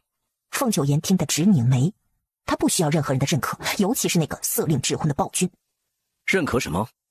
两人身后狼叫，萧玉的声音猝不及防地响起。凤九言一回头，便对上男人鹰隼般凌厉的双眸。你回去，皇祖母不喜外人打搅。是。晚膳后，凤九言收到了吴白的飞鸽传书，吴白找到了赵钱的亲弟弟。赵钱被收入大牢后，凤九言便想到贵妃会对赵钱的家人下手，还有一个活口。据赵熙透露，赵钱有本手札，上面记录着贵妃这些年让他做过的事。皇上，凤九言正筹措此事。知道朕为何不让你去万寿宫吗？太皇太后一向精明，您怕臣妾不善撒谎，败露了昨日我们假圆房之事。不算太蠢。皇祖母最新佛法，不会在宫中待太久。万寿宫那边的晨昏定刑，你能免则免，实在避不开，小心说话，莫要露怯。是。凤九言颇为干脆的应下，没有多余要问。萧玉冷睨了他一眼，若非昨晚看凤九言显露原形，他倒真以为凤九言便是表面上看上去这般娴静沉稳。移驾凌霄殿。帝王拂袖而起，一身的寒意叫人胆寒。贵妃都这样了，皇上竟然还这样宠爱。如此宠爱，已经不是因为他那张脸了，的确怪异。又想起贵妃不止一次信誓旦旦地说过，不管怎样自己都不会失宠，甚至说皇上离不开她。短短的一刹，凤九言的瞳仁缩了缩。凌霄殿不同于皇后的淡漠。皇上，臣妾正要用晚膳，您就来了。伤势如何了？有皇上记挂着，臣妾恢复的极好。朕今夜留宿凌霄殿。是。翌日，凤府得知帝后终于圆房，凤府心情甚好。夫人呐，你下次进宫啊，你给皇后多带一些益孕的补药，务必让她多喝呀。凤夫人虽然也为这此事高兴，但随之而来的便是担忧。九颜的性子不同于微强，怎么会甘愿一辈子待在皇宫，给皇帝生儿育女？还有，最近燕晨出了点麻烦，不知是否是贵妃的授意。那孩子近年来越发的沉默寡言，问他什么也不说。凤夫人也只知道他每晚都带着一身伤回来。另一边，怡清园内，林姨娘气得牙根直痒痒。皇上不是专宠贵妃吗？他怎么会宠幸凤为强？娘，儿子回来了。此人正是林姨娘的亲生儿子，凤家庶出的少爷凤鸣轩。娘，谁又惹您生气了？哎，您告诉儿子，儿子这就去弄死他。哼，光会说大话，让你去科考，你给我考了个倒数，5考也没个好名次。都是凤家的孩子，眼瞅着大房那边一个个都……你就不能给我争点气吗？凤九颜听说大哥的事后，反应平淡，不破不立。凤燕晨的事，他也在查，但不管过去如何，身为凤家长子，他不能一直这样消沉下去。那是你兄长啊！若真断了他的前程，凤家何谈将来？不能因为你们没有打小一起长大的情谊，你就从哪儿摔下的，就重新攀爬上去。他为何会受制于人？是因他安于现状，只做个小小的左领，失了斗志，是他自断的前程。微强出事，他身为兄长护不住他，何谈将来？何谈能担起家族重任？你根本不清楚他经历了什么。正相反，我清楚得很。运送粮饷不利，几十个人只活了他一个。自那以后，他便自怨自艾。事实上是凤夫人不清楚，凤九颜这些年的经历比凤燕晨经历的惨痛多了。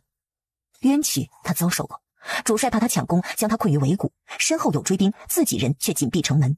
明明屡立战功，却被说居功自傲，赏赐未到，钦差闲置，日夜不休地查他审他，战友死去更是家常便饭。3年前赤地一战，他带出去100人，只回来5个人。前一天还与他喝酒畅谈的同伴，转眼就变成刀下亡魂，用自己的命为他闯出一条血红归路。遭遇这些事儿，他照样没有倒下。他可以，凤燕晨为何不行？凤燕晨枉为大丈夫。微强被掳一事，他恨贵妃，也恨凤家人的不作为，其中便包括大哥凤燕晨。这次我若为了他向贵妃妥协，那就还有下次、下下次。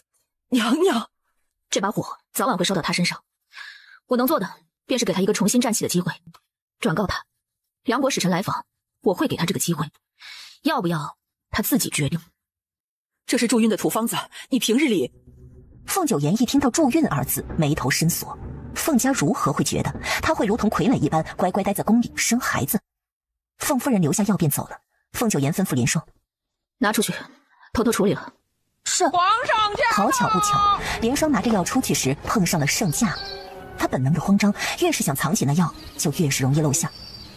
莲霜姑娘，你这拿的什么？没什么，就是一些发霉的药。回皇上，这里面都是些助妇人受孕的药材，倒是珍贵。哼，还想怀孩子？皇后竟如此不安分。若非朕今日碰上，还不知你私下里喝那等药。此药是臣妾的母亲所送，她并不知晓圆房一事的内情。臣妾正要让莲霜处理了。他否认的这样快，叫人看不出丝毫撒谎的痕迹。你最好没有旁的心思。梁国使臣即将抵达，届时举办接风宴。从前是贵妃操办，而今她重伤，朕便交给你。记住，事关两国邦交，不可出现任何差池。凤九颜眉心轻锁，梁国人两面三刀，出尔反尔。这次梁国使臣来南齐，必然又是场腥风血雨。不过他们武将已经把该打的仗打了，接下去就是那帮文臣要操心的了。是，臣妾定当好好操办。另一边，凤夫人入宫了。是的，娘娘，定是为了凤家大公子的事。皇后这会儿应该也已经慌了，知道得罪您会是个什么下场，想必很快就会来向您低头赔罪。然而，凤夫人都出宫2个时辰了，依旧没听到皇后来凌霄殿。再给那御手传话，继续折磨，下重手。是。皇城守卫司到了房池的时辰，御手交代凤燕晨。再过几日，梁国使臣便要抵达，上的吩咐加强巡逻，审查一切可疑人员。本官得到消息，今晚有人乔装入城，你速去把他们带回来严查。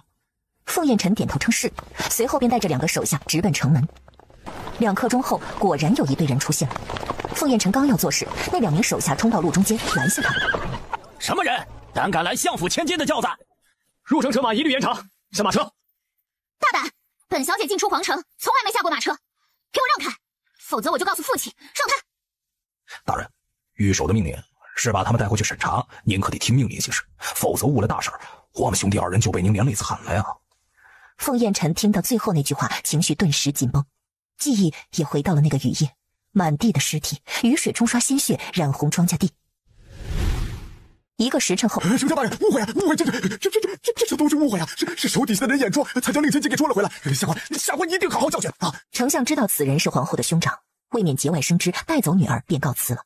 他走后，御手抬起胳膊往凤燕尘脸上打了一巴掌，扒了他的左领官服，撵出去！沈阳的废物，皇城死不要了！永和宫内，凤九言收到吴白的信，得知凤燕尘被罢官一事，他目光淡漠，手中的信纸却悄然化为齑粉。娘娘，大公子丢了官职，老爷夫人怕是要骑上火了。一个左领之位，丢了便丢了，只要他愿意，凤九言就能让他站回高位，因为当年那件事的真相他已经查清了。凤府，凤夫人瞧见儿子衣衫不整的回来，无比心疼。燕尘，你怎么了？哎呦，不是吧，大哥啊，你这当差怎么连衣服都保不住啊？凤燕尘没有理会，凤明轩拿出一张任命状，得意洋洋的炫耀。瞧见没啊？瞧见没？我要做通事了，8品呢，比你这左领还高一阶。哦，恭喜。凤燕尘没什么表情的走了。凌霄殿，真是个蠢笨的，还以为会很难对付，没想到一个小伎俩，他就上了套。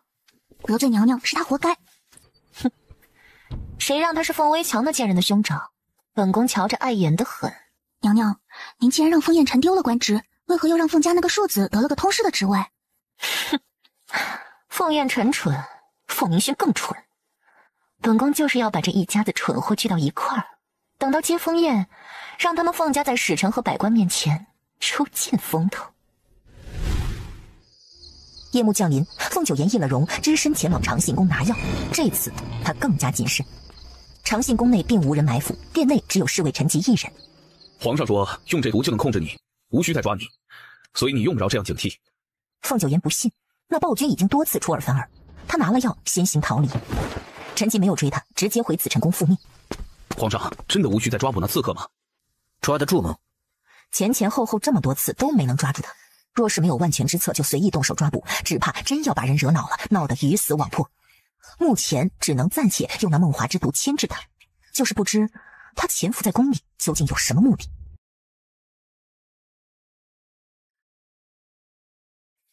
3日后，梁国使臣抵达皇城，宫中设接风宴，百官皆出席。哎呀，贵国皇后真是殊色无双啊！贵妃保持着笑容，但很快她就笑不出来了。贵妃着正妻才能穿的红色，野心可见一斑。没想到皇后一出现，原本聚在她身上的视线全没了。凤九言穿着黄色宫装，佩戴着凤冠，明艳大方，尊贵华丽。若说贵妃是倾城绝色，那皇后便是风华绝代。这是一种叫人臣服的美好。见过皇后娘娘。免礼。贱人，故意姗姗来迟，又打扮得如此招摇，是想勾引谁？哼！今日是接风宴，他竟如此喧宾夺主，待会儿有他受。这次宫宴意在为使臣接风，未免显得太刻板，官员均可携一名家眷同行。凤父带的是长子凤彦辰，但因为庶次子凤明轩有官职，还是直接招待使臣的通事，便也得以参加这接风宴，且风风光光的与使臣一起坐在前面。齐皇真乃大丈夫。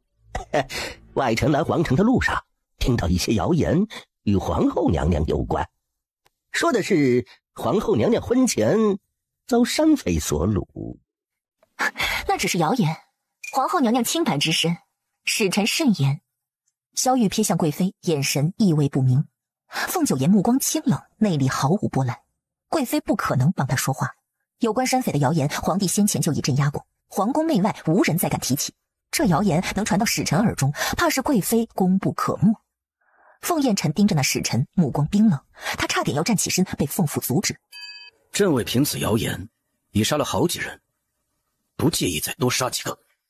使臣应该庆幸你并非南齐人，否则你会见识到皇上不只有担当有魄力，还主张严刑峻法。这是自然。谣言众多，止于智者。也曾有谣言称贵国长公主驸马为攀富贵，毒杀了糟糠之妻。还有那以爱妻闻名的宰相身患花柳之症，以及胡使臣你身患奇臭，脚有6指啊，甚至贵国陛下皇后娘娘，梁国诸使臣几乎是同时开口。以上这些谣言，本宫就未曾相信。使臣们面面相觑，一顿憋屈。人家说的如此客气，他们还不能翻脸，就怕这南齐皇后说出更多谣言来。齐皇，听闻贵国能人辈出，不知能否与我们的勇士来个比试啊？萧玉放下手中酒樽，眼眸轻抬。使臣提出比试，南齐若是拒绝，传出去怕是被人以为没胆量。但若是要接受比试，身为东道主，他们既不能赢得太过，也不能输得太难看。派谁出去比试，这需要慎重考量。贵妃看向座中的凤鸣轩，眼底闪烁着疯狂腐蚀的暗芒。好戏就要开场了。梁国那名勇士一登场，地面仿佛在震动。好高啊！怎么会有这么高大的人，足有我们2个人高了呀？此人名魁斗，是我们梁国赫赫有名的勇士。他听闻贵国勇士颇多，便自请来贵国比试切磋。齐皇陛下，只是切磋，无关其他。凤九言看着那魁斗，目光如刀。他当是谁？哼，原来是他的手下败将之一。这时瑞王站了起来。皇上，臣齐皇，那就让外臣身边这位通事大人第一个比试吧。通事大人是皇后的娘家兄弟，昨日与我们闲聊时也说过了，他呀武艺了得，作为开场再合适不过了。至于这第2个人选，自然是凤家大公子了。毕竟在场诸位只有凤家大公子是武状元出身呐，我们这勇士也是武状元，不妨就比上一比嘛。而此时凤九言目光澄澈如朝露，透着一丝了然。他又看向凤燕尘，对他点了下头，要他应下这场比试。他知晓魁斗的弱点，绝不会让凤燕尘输。皇上，2个人打来打去，多少会有些暴力。臣妾听闻马牙部每年都有摔跤大赛，摔跤手都会戴上面具，既是为了更有观赏性，也是因为他们相信面具能帮他们与真神交流，赋予他们力量。今日这场比试想来也是以乐为主，不如效仿马牙部，也让他们都戴上面具，并让工人在击鼓助力，可好？这样一来，就算凤家兄弟被打得鼻青脸肿，求饶想退赛也是退不得，只能被活活打残，甚至被打死。按贵妃说的做。第1场比试开始，魁斗和凤鸣轩分别戴上虎头鹿首面具，远远瞧着就像2头野兽在比试，又像在舞狮。大公子，娘娘让奴婢告诉您，一会儿对战魁斗，一幕要正面相抗，要进攻他的右膝。皇后怎会清楚此事？娘娘负责接风宴，早已打探过梁国诸位使臣的底细，所以晓得那魁斗。大公子，您记住，只要按照娘娘说的做，您一定会赢。凤燕尘眉头拧成一个川，恍惚间，凤燕尘低头看了眼自己的右臂。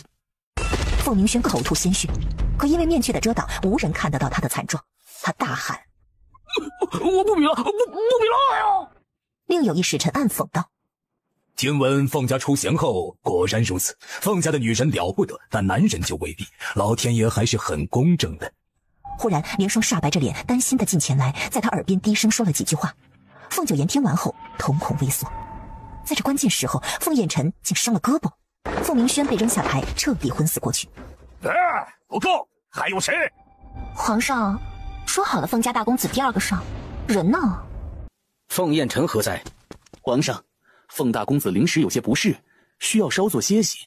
我来。一名武将中气十足地站出，紧接着他不穿任何护具，直接飞奔上演舞台。早在第2场比试开始时，凤九言就来到偏殿，亲自查看凤燕尘的胳膊。皇后，这点伤不碍事，我还是上场。不行，他这已经伤到筋骨，就算强撑下去，也只能使出4成力气。和魁斗对战，要有10成才能获胜。若是上场后不能赢，那还有什么意义？都怪我不够小心，不够忍耐。昨日我应该忍一忍，否则也不会。有人存心想让你输，即便你什么都不做，他们也会弄伤你。面具给我，我找人带你比。不可，如此便是作假。机会就这一次，要还是不要？你真的查出当年那件事的真相了吗？是。演舞台上最后一位武将倒下了，魁斗咬着牙大吼一声：“去死！”他那巨大的拳头挥出，朝着武将的脑袋。一个戴着昆仑奴面具的人飞身跃上演舞台，接住了那猛烈的一拳。谁说我胆气无人能战？